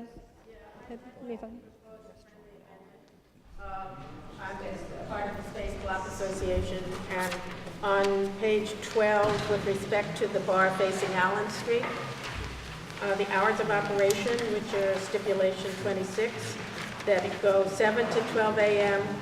Sunday through Wednesday, and 7 a.m. to 2 a.m. Thursday through Saturday. Those are kind of our standard stips.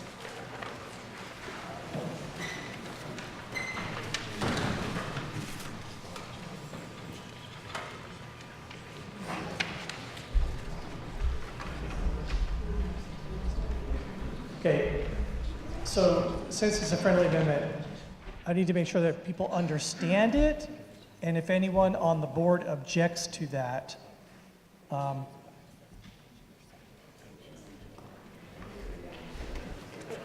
if nobody objects, then she's going to accept it. There's a board member there? I didn't understand it. What are the hours replacing? Okay, if you look So at the original hours were 7 a.m. to 12 a.m. Sunday through Thursday, and 7 a.m. to 2 a.m. Friday and Saturday. And the applicant was asking if it could have its business be open until 2 a.m. Thursday. So it would be 7 a.m. to 12 a.m. Sunday through Wednesday, 7 a.m. to 2 a.m. Thursday through Saturday. Oh, okay. Was that your question, or did you have a different question? And then I'll move on to the two of you. Okay, I'm going to move on to this side of the room, but I did see her hand up before. Okay. Robin? The best efforts, where is that? No, that was suggested by the attorney in an email. What was? What are we voting on right now? Just this one thing? The friendly amendment. The friendly amendment is the only thing on the floor at this moment. So are there more questions about this extending the hours on Thursday night? That is a different item. That will be possibly the next thing we discuss. Are there any questions about the Thursday night extension of hours? Are there any objections? Then it's passed. Are you a board member? No, but I'm a citizen. Okay, so during this session, this is an opportunity for full board members to speak. So if you want to sit next to a full board member and say something to them in their ear, maybe they will ask the question on your behalf. Okay. Well, I'll turn if you'd like me to. So I'm going to go ahead and do this. So now, another item. We're going to from this side. So, and then Carlin, you, and then we'll go back to you. Carlin. For the amendment, yeah. What did you want to speak on that? You call the amendment, the friendly amendment, I was voting. I have a question regarding the application itself, the item itself. We're done with the friendly amendment. Okay, go. I have a question regarding, why would a... The vote was already on the friendly amendment, so we're moving on. So we're moving on to new questions now regarding this item. All right, I have a question, because why a friendly neighborhood hotel would need security and wait lines and stuff? And why would we need live DJs? So I'd like to pull this for a separate vote and open the room for questions. It certainly can be pulled for a separate vote. Yes, I am. The question was, why would a hotel need lines and security in a friendly community? And live DJs. And live DJs. That was the question. Is that a rhetorical question? Then I pulled it for open it up to the floor. Almost every hotel in this community board district, just so you know, has the opportunity to have DJs. Most of them have the opportunity to have live music. Certainly, we wanted to restrict them from having wait lines. So, but in terms of like, most of them have security staff and a extensive security plan, which these applicants tendered just like other applicants. But in terms of like interior business, you know, the businesses that don't have open doors or windows or event spaces, most of them have the ability to have DJs, to have live music, to have different things that would go with whatever events they would have in their event spaces. Well, most hotels have event spaces at this. Piano bar? Is is this the open dialogue? No. Okay. Yeah, there was a motion to pull. Okay? Yeah, that it has been pulled for a separate vote. So When we it's been vote on it, we'll pulled vote for it a separately. separate vote. Okay? I'm sorry, what was pulled? 17 and 18. 17 and 18 has been pulled. Just for clarification, for whatever reason, the applicant submitted two applications, but for two different LLCs, but the LLCs are both operating the hotel. If you look at the resolution has both LLCs referenced in it. Robin. Is it stipulation 17 and 18, or it's SLA? No, those are agenda items 17 and 18, or the same thing. Robin. Now about the best efforts. If you want to, you may. Yes, I would like to know where is that being added in, the line about changing something about working to make sure it aligns to the best efforts. So for every paragraph pertaining to something that opens onto Allen Street, so that would be the second floor event spaces, the 14th floor interior event space, the 14th floor exterior terrace event space, and the sub-cellar cocktail bar lounge. There's language at the end of each of those sets of stipulations, so stipulations in each of those that say that there would be no wait lines and no queuing of vehicles.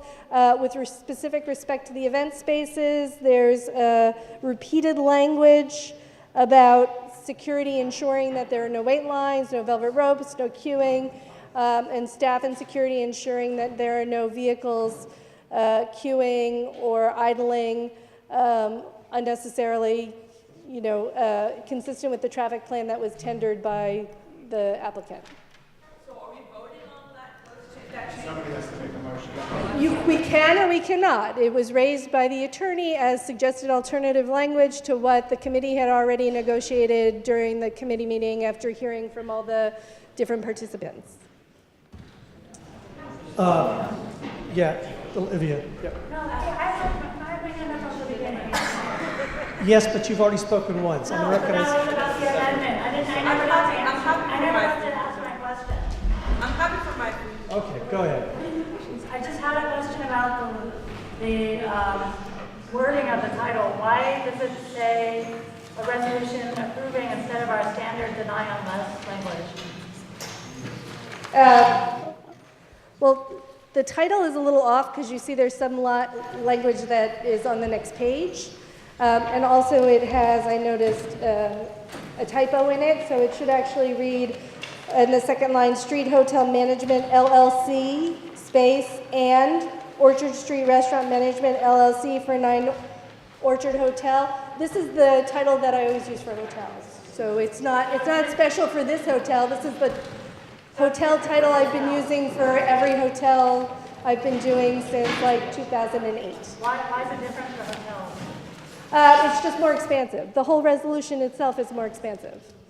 Right, but why do we use the approved language instead of deny unless language for hotels? We can replace it if you want to replace it. It's consistent. It's consistent with my title for the hotels predates the to approve blank to deny. I just think it should be a bigger title because it's addressing a bigger method of operation. And generally, it involves our restrictions on use. So it's not simply like most other licenses, a lot of other licenses, we're hearing them and we're approving them with very little change if we're approving them, or some change, but hotels generally, we're negotiating every single element of its method of operation, which you can see from what's actually stipulated to. Okay, so that's what the title is supposed to reflect.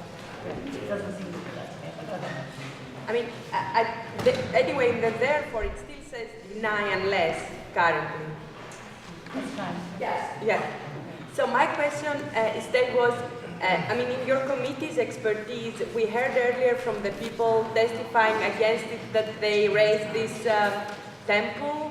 Is this something that we usually consider at your committee or not? So we didn't know what the answer to this question is, so it's actually in the resolution. So if you look to the resolution just above the therefore clauses, there is a notification to the SLA and a request that they investigate. A notification that it's been brought to our attention that this temple and what its address and alternate address are at this location, and that they investigate whether or not it qualifies as a house of worship and whether or not this is within 200 feet of a house of worship. Now, the community has said that the temple is exclusively used as a temple, but for the fact that they're installing some kind of daycare or preschool. In the picture, it looks like it's mostly used as a temple and there's a retail space, so I wasn't prepared to, like in the picture that I looked at on Google Maps, I wasn't prepared to make an assessment about it, and it wasn't raised until the committee. So do you think that we should wait for the answer before You don't get it.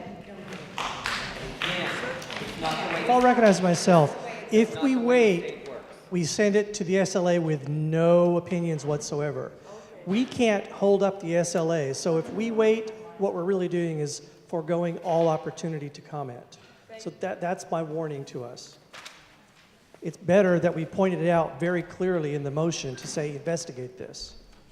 I'm sorry, Alex, do we have that here stated? Because Yes. that was my concern too. Yes. That we say to investigate. I just want to make sure I see it. Yes, so if you look at the last whereas clause before the therefore be it resolved, it says provided that the SLA determines this location is not within 200 feet of a house of worship, to wit the Chang Chio Buddhist Temple located at 18 Allen Street, aka 61 Canal Street on the northeast corner of Canal Street and Allen Street, now therefore be it resolved. So my question is towards that. If the SLA does determine that it's within 200 feet of a house of worship, what happens? Do they deny it? They deny it, and then the applicant decides whether or not it's going to do what next month's applicant has been doing, which is trying to put together a bill for our legislators to take to the Senate and the House so that they can get a carve-out from the law. But we have to decide if we're going to support that or not support that. So that's what's on next month at 140 Allen Street. It's a very unusual circumstance.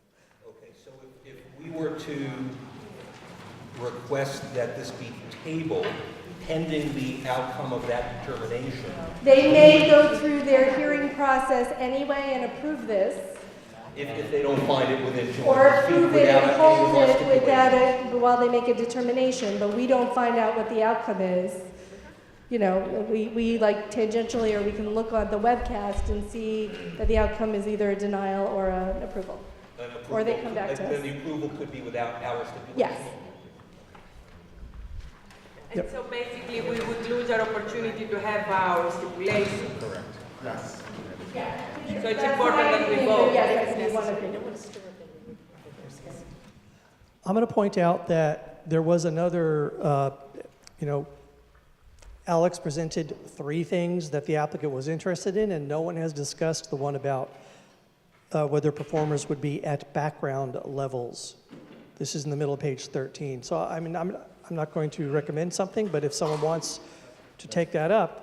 Well, we still haven't discussed, we haven't decided on the best efforts at the weight lines.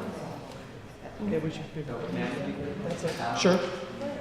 So, sitting on the SLA committee, I see this all the time. Best efforts is not definable, and we got a lot of people that say they're doing their best effort, and that's not okay. So I personally, everyone else can vote as they want, but best efforts with weight lines for a large venue like this is something that. Yep. Did best efforts replace a specific number of security guards that were going to be out there, or did best efforts replace? No weight lines. They're saying, we said in our original stipulation, no weight lines. They're saying they would make their best efforts at no weight lines. Alex. Yes? We didn't ask for best efforts.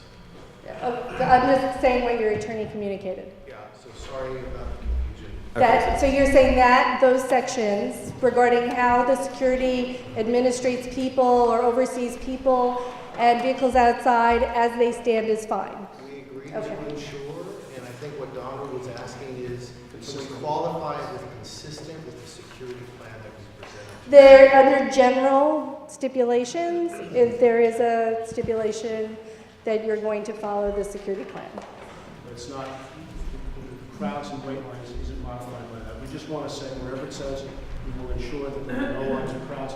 Just want to add consistent with our security plan. That's all we want to do. Your security plan is relatively vague, which is why I think we were much more explicit. So just so that the committee is aware, in addition to hearing from all the participants, we also heard extensively from the person who did the sound study, the sound engineer who did produce a very extensive plan, from the person who did this traffic study and had traffic recommendations, some good, some wishful, but very extensive and thorough. The security plan was more of a general plan, which I noted when I reviewed it, and there is a general stipulation that says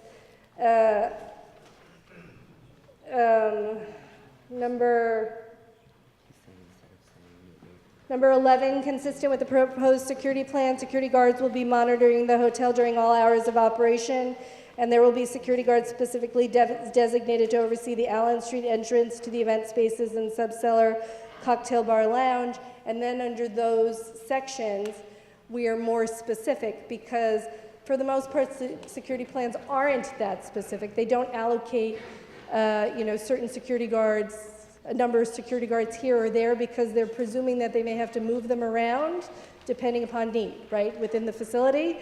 But with respect to the entrances on Allen Street or the entrance on Allen Street that goes into these different venues, we wanted to ensure that there was sufficient oversight and that the interior activities weren't affecting the outside street. So that was really how we constructed the stipulation. Can I Yes. So I just want to comment, since I deal with this afterward, and as I mentioned earlier in the meeting, I've been working with the precincts on stipulations, and I would ask that the stipulations be very clear and specific. So, I mean, I can't give the precincts something that says the weight lines are consistent with the security plans. It has to be, this is what it is, or this is what it isn't. It should be very clear and easy to understand. Yeah. If this is within 200 feet and we agree or we vote yes to the stipulation, then what happens then? Well, our resolution only says that we're agreeing to this if this is not within 200 feet of a church, of a temple, excuse me. So that is in the whereas clause that prefaces the therefore be it resolved. Carlin. Since we have the hotel operators that have to get there, the applicants, I'd like to ask them a question. Is that okay? Well, I can ask them to you and they can overhear it anyway. Yeah. Okay, so I'm looking at the space here. You have the maximum capacity is 186 for one of your event spaces. I'm under the understanding that if I want to hold a fundraiser or something, I would have my guests come up. Why would I anticipate a wait line or need for security? Or what kind of events do you anticipate in hosting there or renting out to? Rock bands or something? I'm looking at it, it's a small space, 186 people is the maximum on one of them. What kind of events do you anticipate a need for wait lines or security? I mean, I thought it was a neighborhood hotel where you're gonna rent the space for nonprofits to do a fundraiser or something. And they may need a DJ or something. Even this live ensemble is kind of vague. Is it a rock band or is it chamber music? Well, if you could just speak I briefly. need clarification on that. Yes, please. Perhaps? We don't anticipate wait lines. Can you just stand up so everybody can hear? Yeah, in answer to your question, we don't anticipate wait lines. That's why we agreed to not have wait lines. Security is actually for more than just wait lines, it's monitoring as something goes, so they can be two separate things. It just rings a bell why they're anticipating wait lines. Yes. Probably the community group with all the beds in there, we want to make sure there's no wait lines. So, and Space Block Association, we put that in. what is going on and not about security. Every single hotel in the world has security. You just don't see them, they just don't call it that way. They all have security. Because they have to protect the guest that comes in there, whether or not it's for a special event or anything. They all have security. If you walk in over here to public, you'll see them walking around. They just don't call them security, they don't have the sign. Now, the other thing about it is that I voted for on the committee that there would be no wait line, and I think that should stay in there. Yeah, I mean, I think what they're just trying to avoid is that, you know, there's certain places where you say no wait line at all. Like, they don't want it to be to the point where, like, the security guards have to harass people that are hanging out inside the thing to be like, you know, move on, you can't say here, you know, move on, move on. But I mean, I agree, there can't, like, some of the wait lines in the neighborhood are crazy. They go around the corner, you know. I mean, I don't know if it's, you want to put like a limit on the number of people that could stand outside, or, I mean. People standing aren't, that's not a wait line. Okay. They're also monitoring the sidewalk to ensure that there's no loitering. So, but yeah, those are two wait lines, and the crowds are two different sort of things. For instance, one of our big complaints is at Thompson Hotel. They have wait lines outside for events, and they're very, very loud, and that's what we get complaints about. Same thing with the public hotel. Okay, you're up. Thank you. I just want to pull up, it's concerned to me that I heard one of the people that testified that there was about a 200 signature sheet regarding live music on the ground floor. So I would focus in on number 2 for the whereas, where it says interior first floor lobby bar lounge. They say the occasional small ensemble live music. That seems to be an express and documented community concern. For me, I don't live in this area. However, I do work there, and there's a lot of community that I deal with on a day-to-day basis that live there. But from what I've heard from some of the public testimony, that seems to strike a chord and there's a documented expressed from the community that that's an issue. I would advocate for this board to put in that, reflect that request, which is number 2, where there is concern for live music. One of the public, either it was Tamara or someone else that may have spoke on that, and they said, is that true that 200 signatures about live music? So at the committee, what we got, I haven't seen nobody gave me the online, the petition from tonight, right? But what we did get is actually reflected in another whereas clause. So we got online petitions, 122 of which had addresses. So that was reflected in a whereas clause as part of the community concern and opposition. So if you refer to whereas clause. Is it page 11? Is it this one?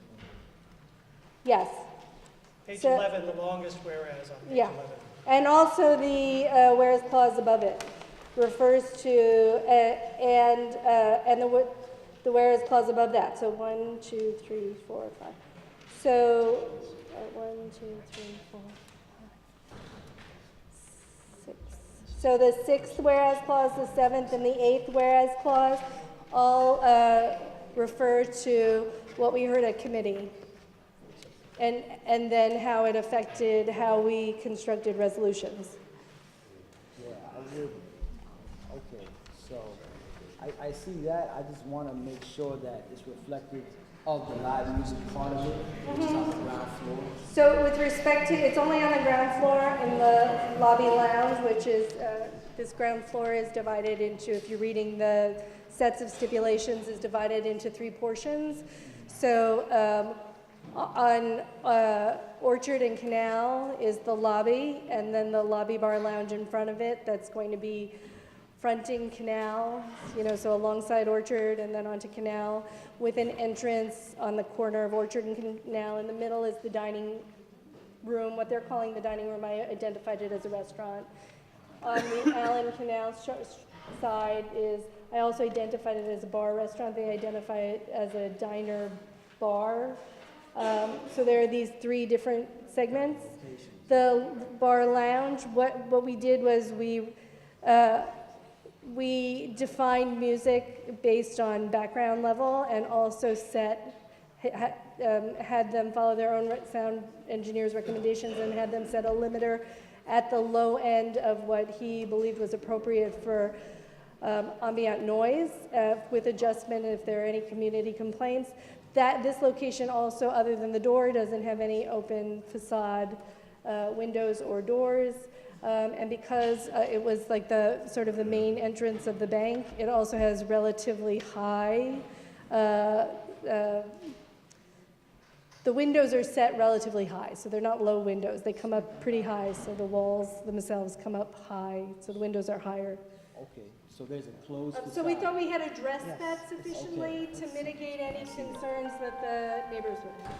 Okay. Megan and then Robin. So I want to avoid rehearing this entire application again. The SLA committee heard us extensively till midnight, I hear, for hours, you know, to the point where that's where Alex was criticized it took so long. So they really dug deep into this.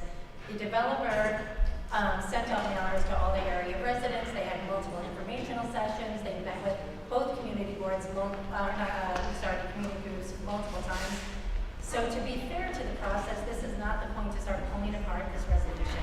And I'd like to call the question. Too late. Robin?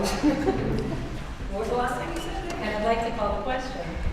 The first word out of your mouth needs to be, I call the question, if you prefer to do that. But I get the point. But Robin? I was still talking about the lines, right? And They agree, they're not. We're not changing the language of our stipulation. I know that this, We're asking I that. hear there's a beautiful renovation in the building and all that. I just happen to count up like all these different rooms and all these beds, and there's 892 people. We're not counting. They were all occupied at the same time. That isn't even taking into account the hotel guests, right? So how many more people are going to be there? But I think it's making a comment. It seems like hotels are destinations now more than just a hotel. So I would still want to make sure as soon as saying that we're specific about crowd and how they're controlled. And 800 people are all leaving the hotel at 2 in the morning trying to get an Uber. It's going to be a mess. I'm sorry, Robin, is this a statement or a question or? I wasn't sure if we're still talking about the... If there's not a motion to amend, then any comment is in order. No one has made a motion on either of those two requests they had made. Okay, Mifang. I'm sorry, just for the sake of the borough president being present in the room. Okay, all right. I just wanted to acknowledge you. Okay. Mifang. So, nobody moved anything, and so, yes, the question's been called. If you believe that we are done with the debate and any modifications and are ready to go to a vote, raise your hand now. 1, 2, 3, 4, 5, 6, 7, 8, 9, 10, 11, 12, 13, 14, 15, 16, 17, 18, 19, 20, 21, 22, 23, 24, I see. If you want to continue debate, raise your hand now. 1, 2, 3, 4. So I see 25 perhaps. I see 5 in favor of debating and 23 saying they want to go to a vote now. Did we resolve the music? She said yes. Sounds like this would be a fantastic space. My understanding is that they'll sign the stipulations as we've amended them already. I mean, the things that I amended were not substantive things. The suggestion about the change from the, 2 a.m., 12 a.m. Thursday to 2 a.m. Thursday is something that they were requesting. So I don't see them not. Can we ask if they will? I mean, let's ask. That's a pretty pertinent. This is not a debate question. It's a point of information. Will the applicant sign the stipulations as with that single modification? Excuse me. It's got the Thursday. I'm asking one for now. I'll recognize you in a moment. Yes. They're answering yes. Okay, You got a good. point of? I said a point of clarity. I'm confused still. So I thought this was pulled for discussion. Is this a discussion now? The discussion was just closed. Okay. We've been discussing for close to 45 minutes. I It believe. was closed because of... Because we called the question and we voted 23 to 5 to close discussion. Do you have a point of order or a point of?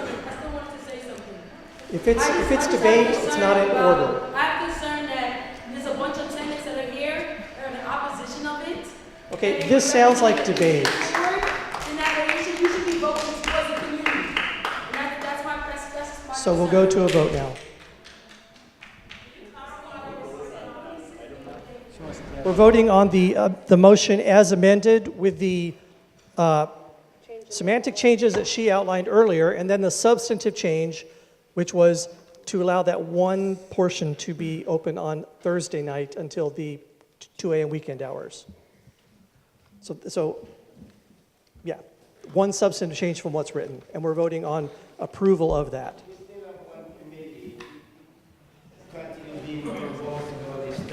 I spent until midnight. This also sounds like debate.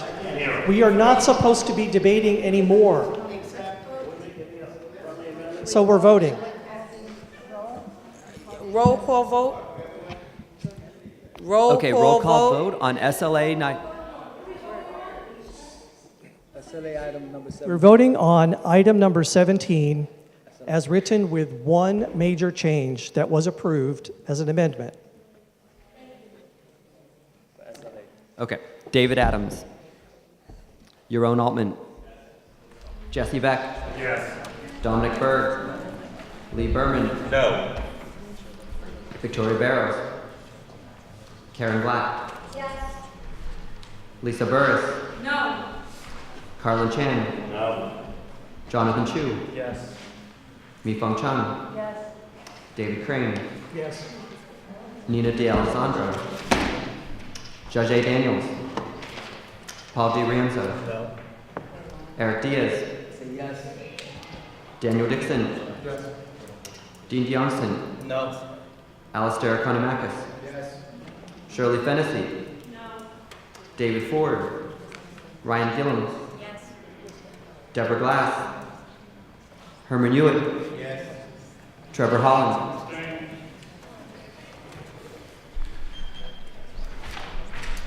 Linda Jones. Yes.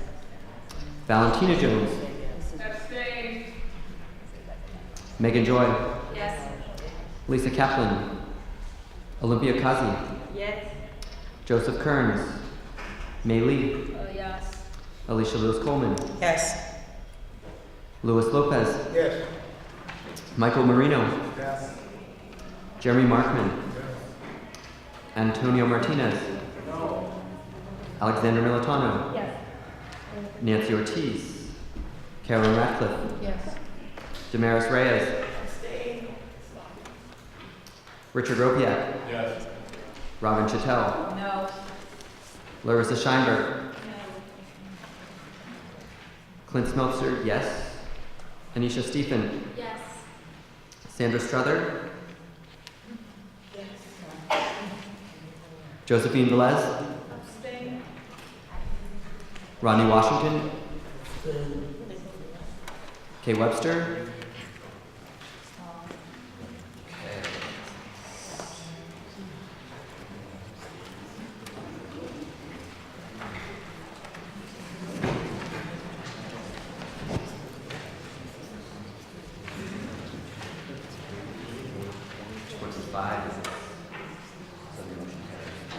Motion carried.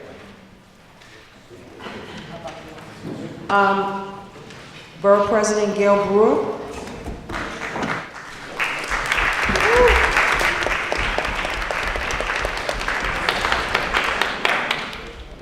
Or should I say Wonder Woman? Thank you very much. I know you have a lot on your agenda. I want to start by saying thank you to Board 3 for something special, which is the census. So today, David Ford and Nancy Ortiz and about 40 other people, we took a bus to Providence, Rhode Island, which has been the only pilot on the online census. So we're all going to have to fill this census out April 1st, 2020. I don't know if that horrible question, are you a citizen, is going to be on or off. The Attorney General in New York is taking the lead on fighting it in court.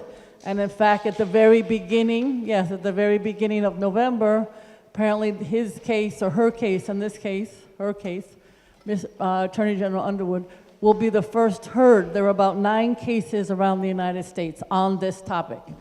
What we learned in Providence from their pilot is that it is hard. They found that the libraries were helpful, 52% in the pilot. Providence is very small, did complete some online, some with paper, and some knocking on the door. But I can say that they were not ecstatic about the process. So we have many more languages. When I met recently with the consul generals asking for their help, because they all have different constituents, they told me, and I'm not kidding, they said that even some of their constituents who have papers are afraid to go to their consul general offices. So you can imagine how people feel who don't have papers. So we're going to have a hard time. We'll have to work with the seniors and others on the online. The postcard is only going to come to our house, our apartment, once. Last time it came twice. We are working with, Mayor's office has a great effort. The state has an effort. There is a committee that we will form in Manhattan to supplement what's going on with the city and the state. I'm giving you a short version, but I hope that Board 3 perhaps has a committee to look at census to figure out with NYCHA or other challenges what we can do to be helpful. We will have heat maps. You can have locations of where people were at the last census and where they were counted and where they're not. That's a short version of what we learned today, and we would love to work with you. Second thing I want to mention is that I know we're working with you on a lot of different things, certainly the L train. What we have been able to do, as you know, is bring the agencies together. Agencies don't talk to each other. We know that already. So we're trying to get them to talk to each other about this L train. And again, your board has been so helpful in trying to do that. And I know you're working on the Boys Club. There are so many issues. I also want to say on October 15th, we had, it's not directly related, but we all know people who are going to die from 9/11. I have 4 friends already who have died, 2 of whom worked in our office at 1 Center Street. And so 45,000 people are expected to die from 9/11, just so you know the number. So we're always trying to get people to register. And we've had several forums. The people who come from the federal government on this topic are phenomenal. So we're constantly doing that. I want to mention a couple other things quickly. One is that we know we're very supportive of young people. We know that we have October 29th is the deadline for young people. We have our own local Manhattan Borough presidents, young persons, leaders. So let us know if you have young people who want to apply. Capital money. Vanessa is amazing. Diaz, who's here today, VDL as we call her. Head of budget. And so there are many examples. December to February is when the application is available. Still, schools don't apply. And if you apply, we're going to find money for you. Capital. So there are some forums coming up. Obviously, nonprofits, cultural, we do everything we can. And there are some dates from November 7th and November 15th, and lots of dates when we have forums where you can learn how to apply. But particularly the public schools need to apply. I want to just mention that we're working on, with Do It, to come up with the kind of constituent tracking that we've been promising for a very long time. We want to make sure that that happens. Tonight was a property reform task force Manhattan meeting. You need to pay attention to this. You know that Martha Stark, who used to be the Commissioner of Finance, now teaching at NYU, along with Judge Lippman, who did the Lippman report on Rikers Island, which I'll talk about in a minute. But the issue there is absolute validity in the sense that single families pay less taxes in terms of per capita than co-ops and multifamily rental. There's something wrong with that. So there's a lawsuit. The city was sued and the city lost, as we all knew they were going to. The Manhattan hearing was tonight. And again, you might want to have a speaker come so that people know how this does not impact Board 3 in terms of the change in the tax structure for the city of New York. It will change. I do worry about Manhattan getting hurt in some of this. So I'd love to hear your input about what you think this property tax could or could not do. Rikers Island is a mess, in my opinion. We all want it closed, at least I do.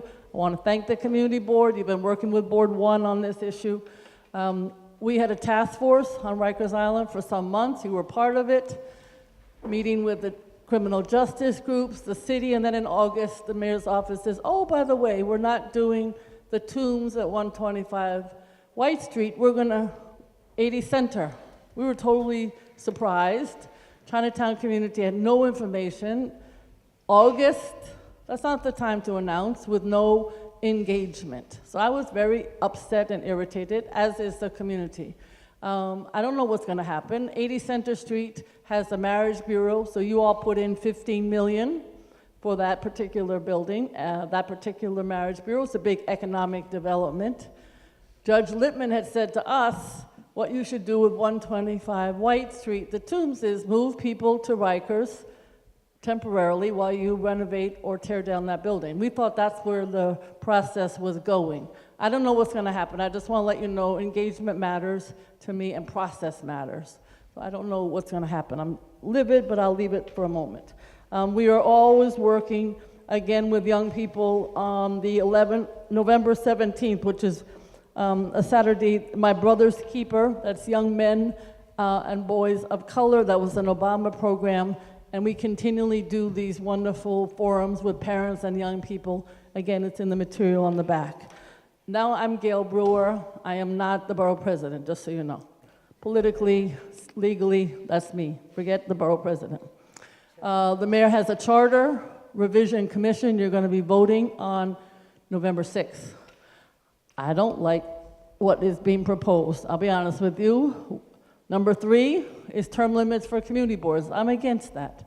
If you don't have the kind of expertise that some people in this room have after many years, more than 8, the land use attorneys, they don't have term limits, and the developers don't have term limits. Plus that long legacy of information about the community, you need to have that, in my opinion, in your community board. In Manhattan, I have turned over 60% of the members, more than any other borough. You can do it. You have to work, but don't throw the baby out with the bathwater. Don't throw out the people who represent long-term knowledge and who will continue to work on issues that matter.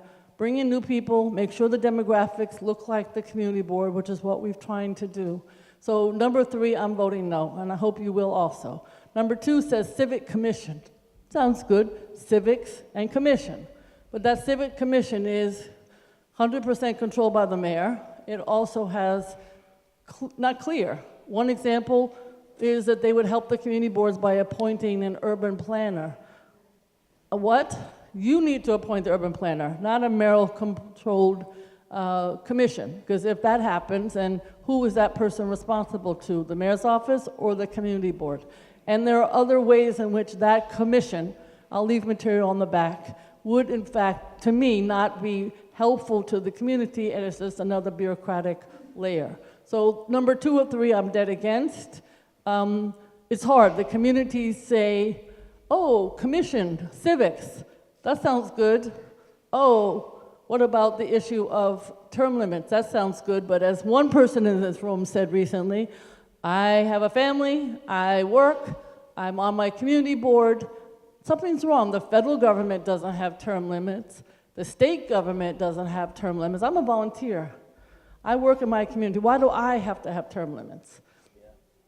As you know, the city officials do have term limits, and we can, in fact, change when you have new council, new borough president. There will be changes. That's what should be, but it shouldn't be forced, in my opinion. So finally, I'm back to Gale Brewer, borough president, and there is another charter revision commission you'll be voting on in November 2019. And in that situation, it was appointed by the speaker, the city council, borough presidents, certainly helped by the public advocate, and that's on any topic you want. The hearing we had in Manhattan, and there'll be many more, went from 6 p.m. to 1 a.m. because so many people wanted to testify about different things.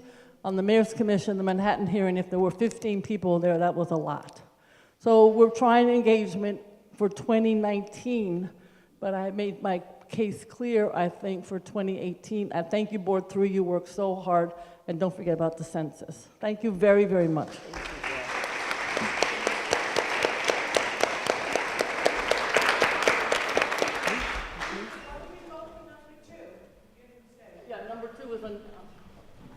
I'm voting no on number 2, which is the Civic Commission, and no on term limits for community boards. You have an opinion on number 1? I don't. It's campaign finance, so I don't have an opinion. It could have been done by the city council, but I don't have an opinion. In terms of Rikers Island, I know that by the 29th, we're supposed to write in anything in terms of the environmental impact statement. But if we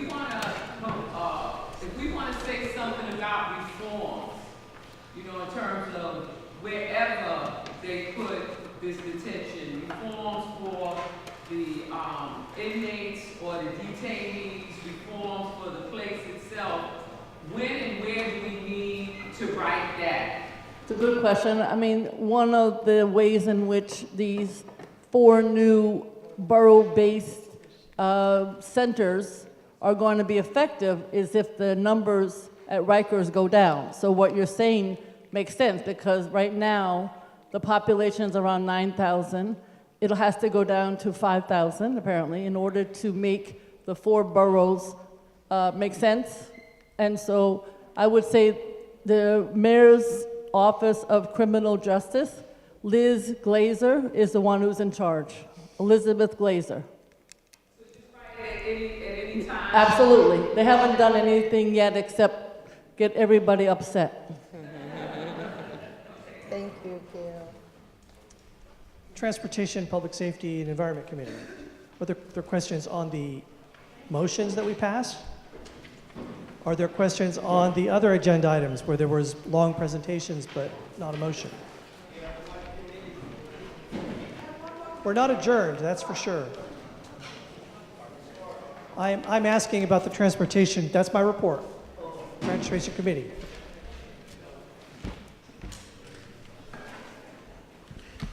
Parks.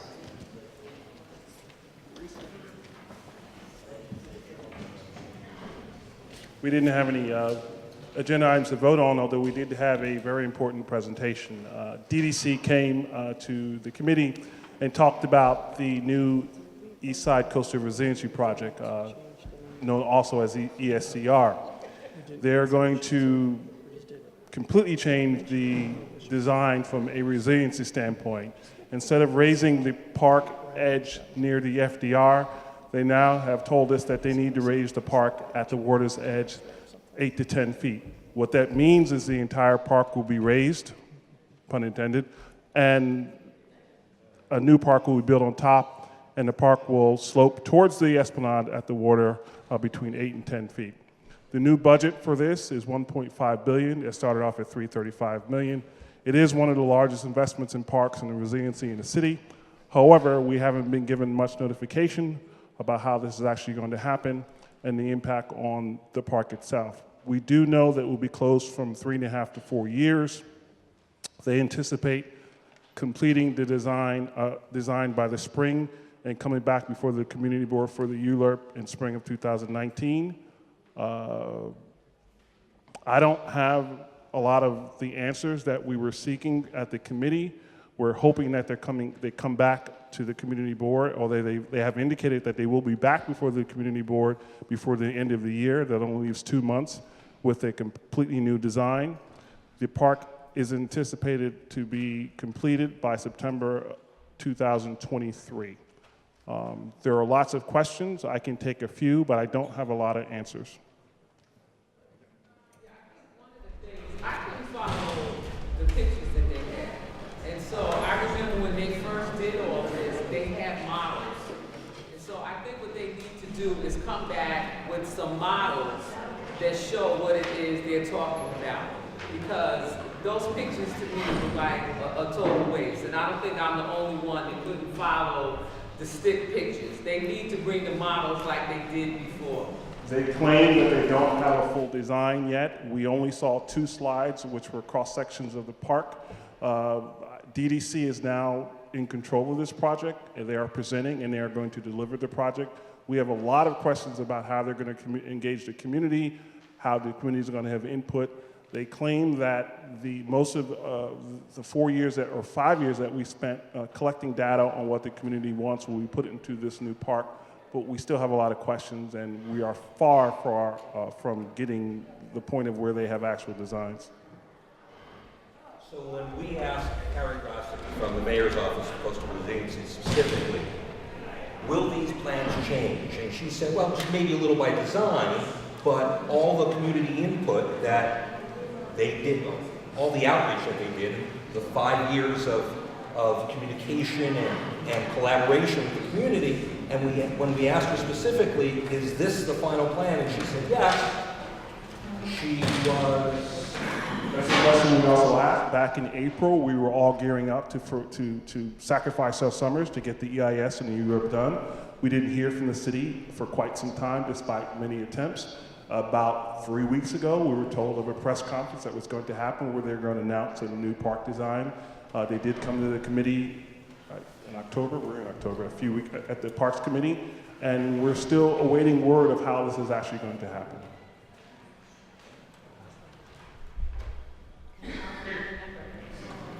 I'm willing to answer the question for you. Okay. I mean, okay. What do you want us to ask? All these? Well, I mean, I think. So, Billy Cohen is the landscape architect. Okay, I can. So basically, it sounds like there are so many questions that you haven't answered, and you said you are hoping that they will come again. Is there something we can do? Because this is a very serious issue, and there are really design, proven design, bad proposals. This may endanger our neighborhood with the way they're doing it. And I think they're in a rush because they're going to lose the money if they don't just get in a proposal. Is there something we can do beyond hoping that they will come back, but we oblige them to give us answers, maybe send a letter with the questions? I have an outline that Well, I'd like to.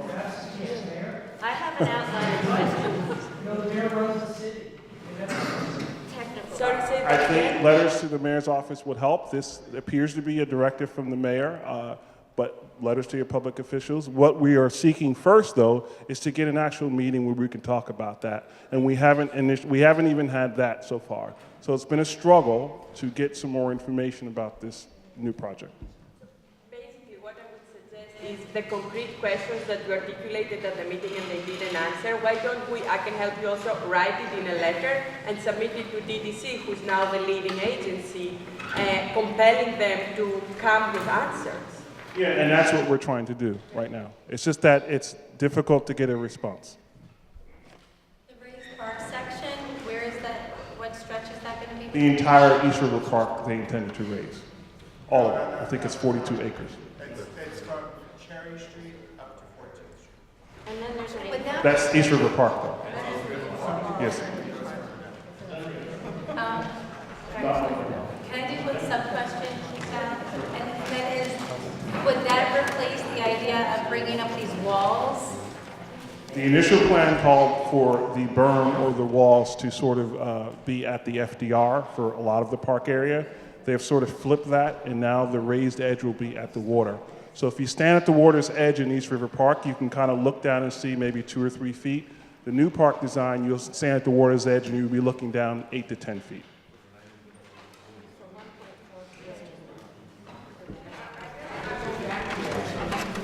This is something that's planned, and it's supposed to be safe. This additional 8 to 10 feet.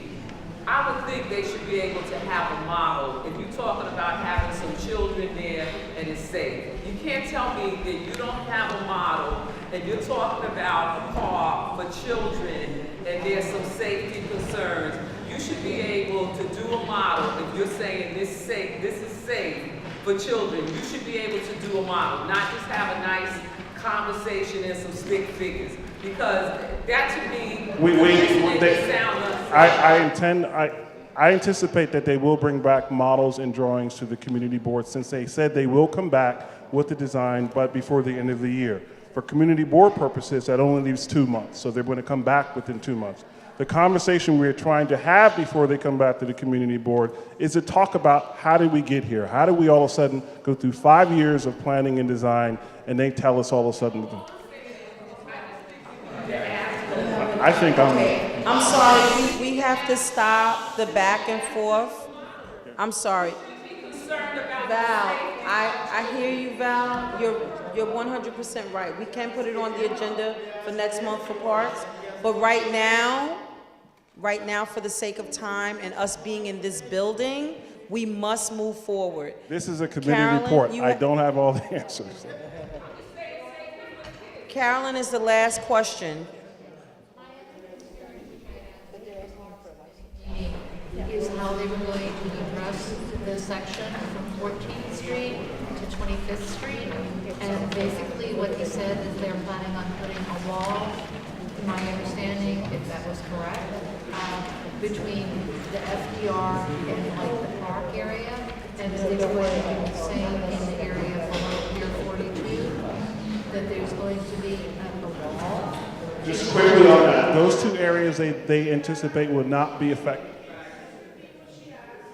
She asked about the area between 14th and 25th where they originally planned for a wall and the area at Montgomery Street where there was a wall. Those aspects of the design, they say, will remain unchanged. The area between 14th and 25th is primarily Community Board 6.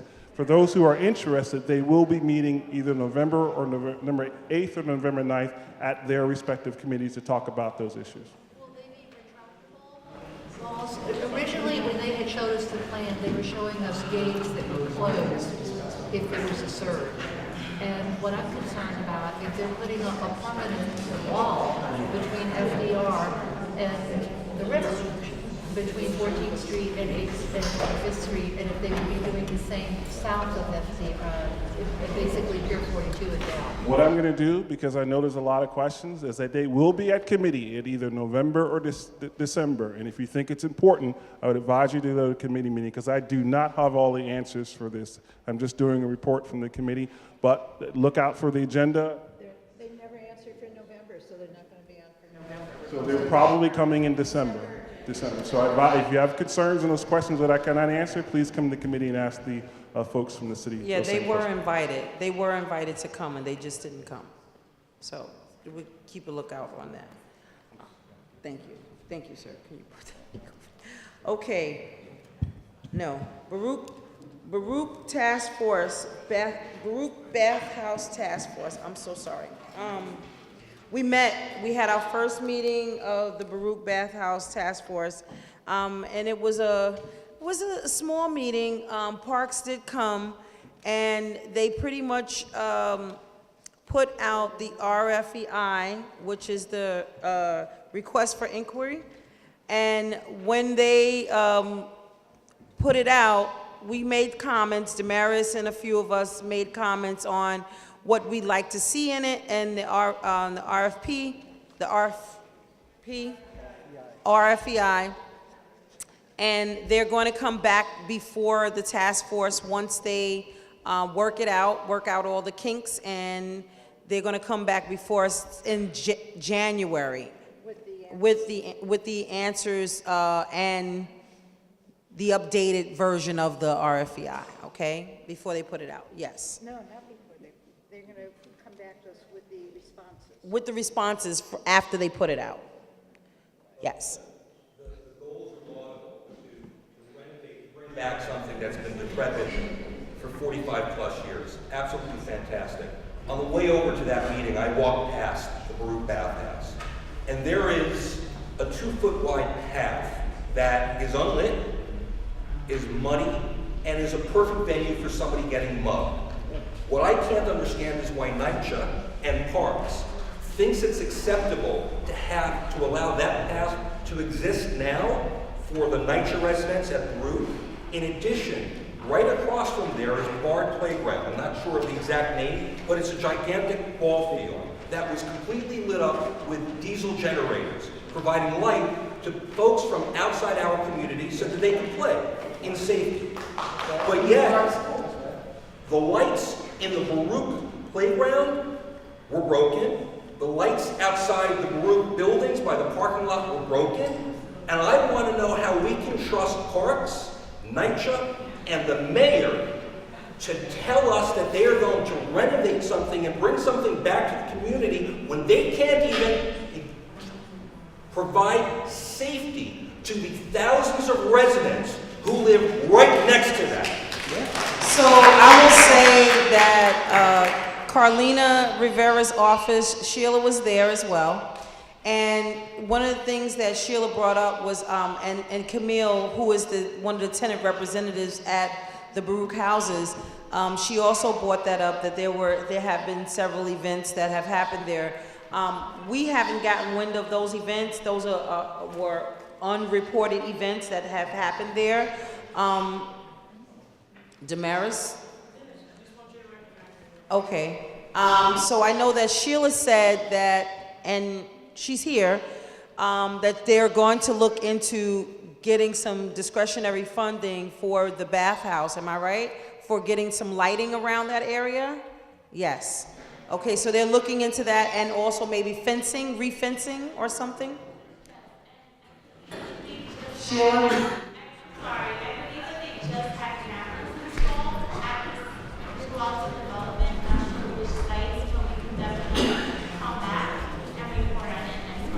Thank you, Sheila. I appreciate that. But with all due respect, that walkway over there has been like that for decades. Yeah. And why we haven't heard of anybody trying to fix that, and why the lights over there have been allowed. Madam Chair, is that have been allowed by the city. I actually live in the building that is right next door to the building that you're talking about. And yes, it is dark, but yes, it has also had lighting fixed many times over the years. Also, the area has been used for different things. Right now, it is where they do a lot of the trash compacting. So there are bigger issues even than the lighting, like mosquitoes in everybody's apartment. I mean, the list can go on and on. The issue that is happening at Brewer and the playground is that the turf area has the parks lights that feed into everyone's apartment and all the surrounding buildings, and then those pathways are relatively dark. So there are a lot of lighted areas in the development that are not lit right now, and there are not cameras in those areas. The only cameras outside that I know of are the police department cameras. The other cameras are in the buildings, like in the lobby, etc. And in some discussions with the tenant association, what we learned, and we're not sure exactly how much of this is accurate, not because they're trying to be misleading, but because there's so many different things, stories going around, that they're not going to fix those lights until it seems they do the Sandy repairs, perhaps.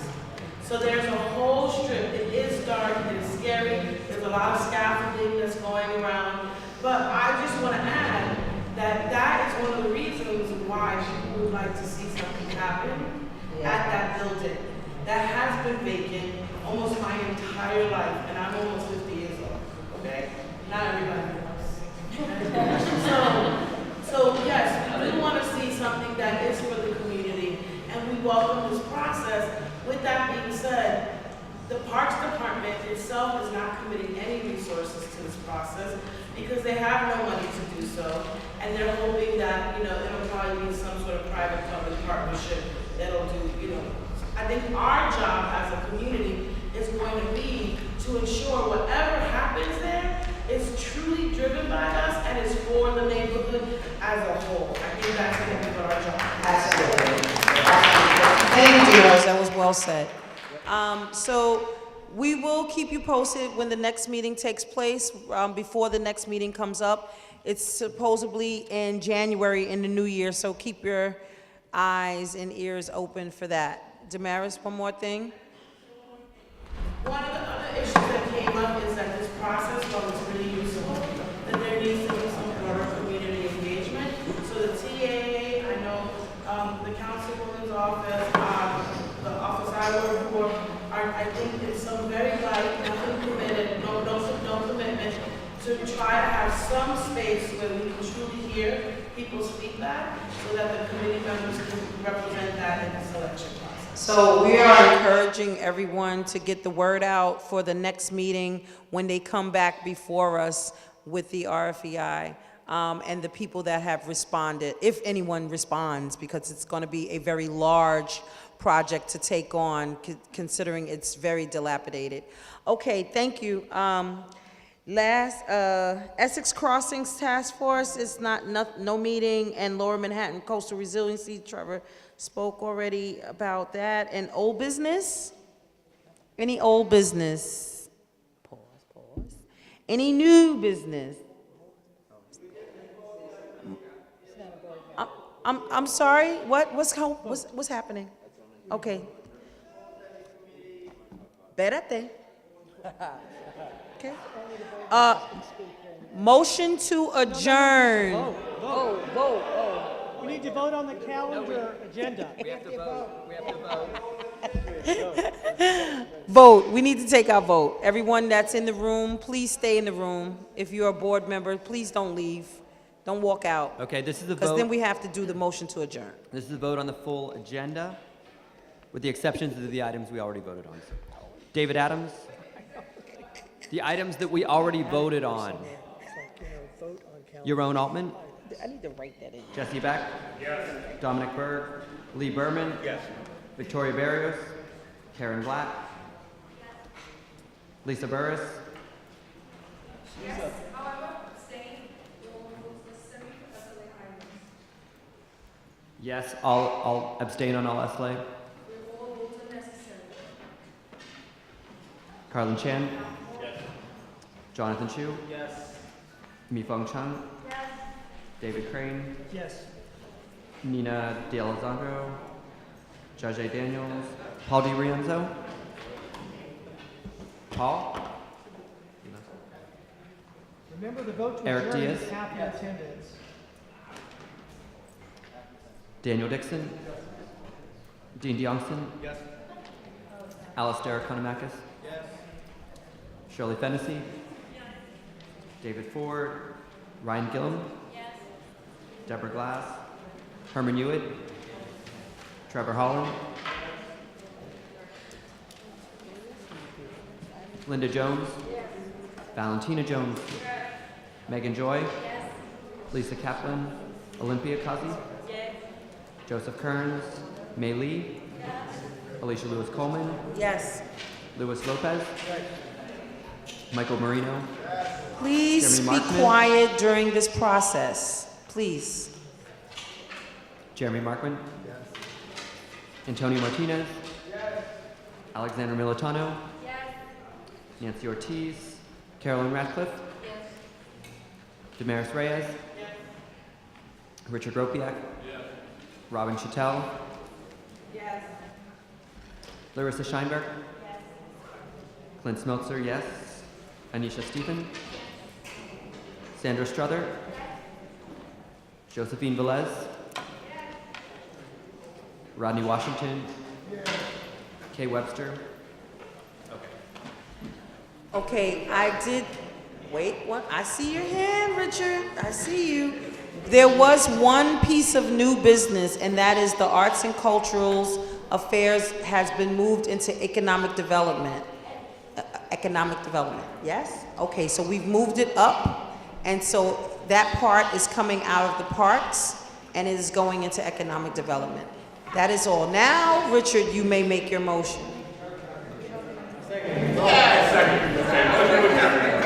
All in favor?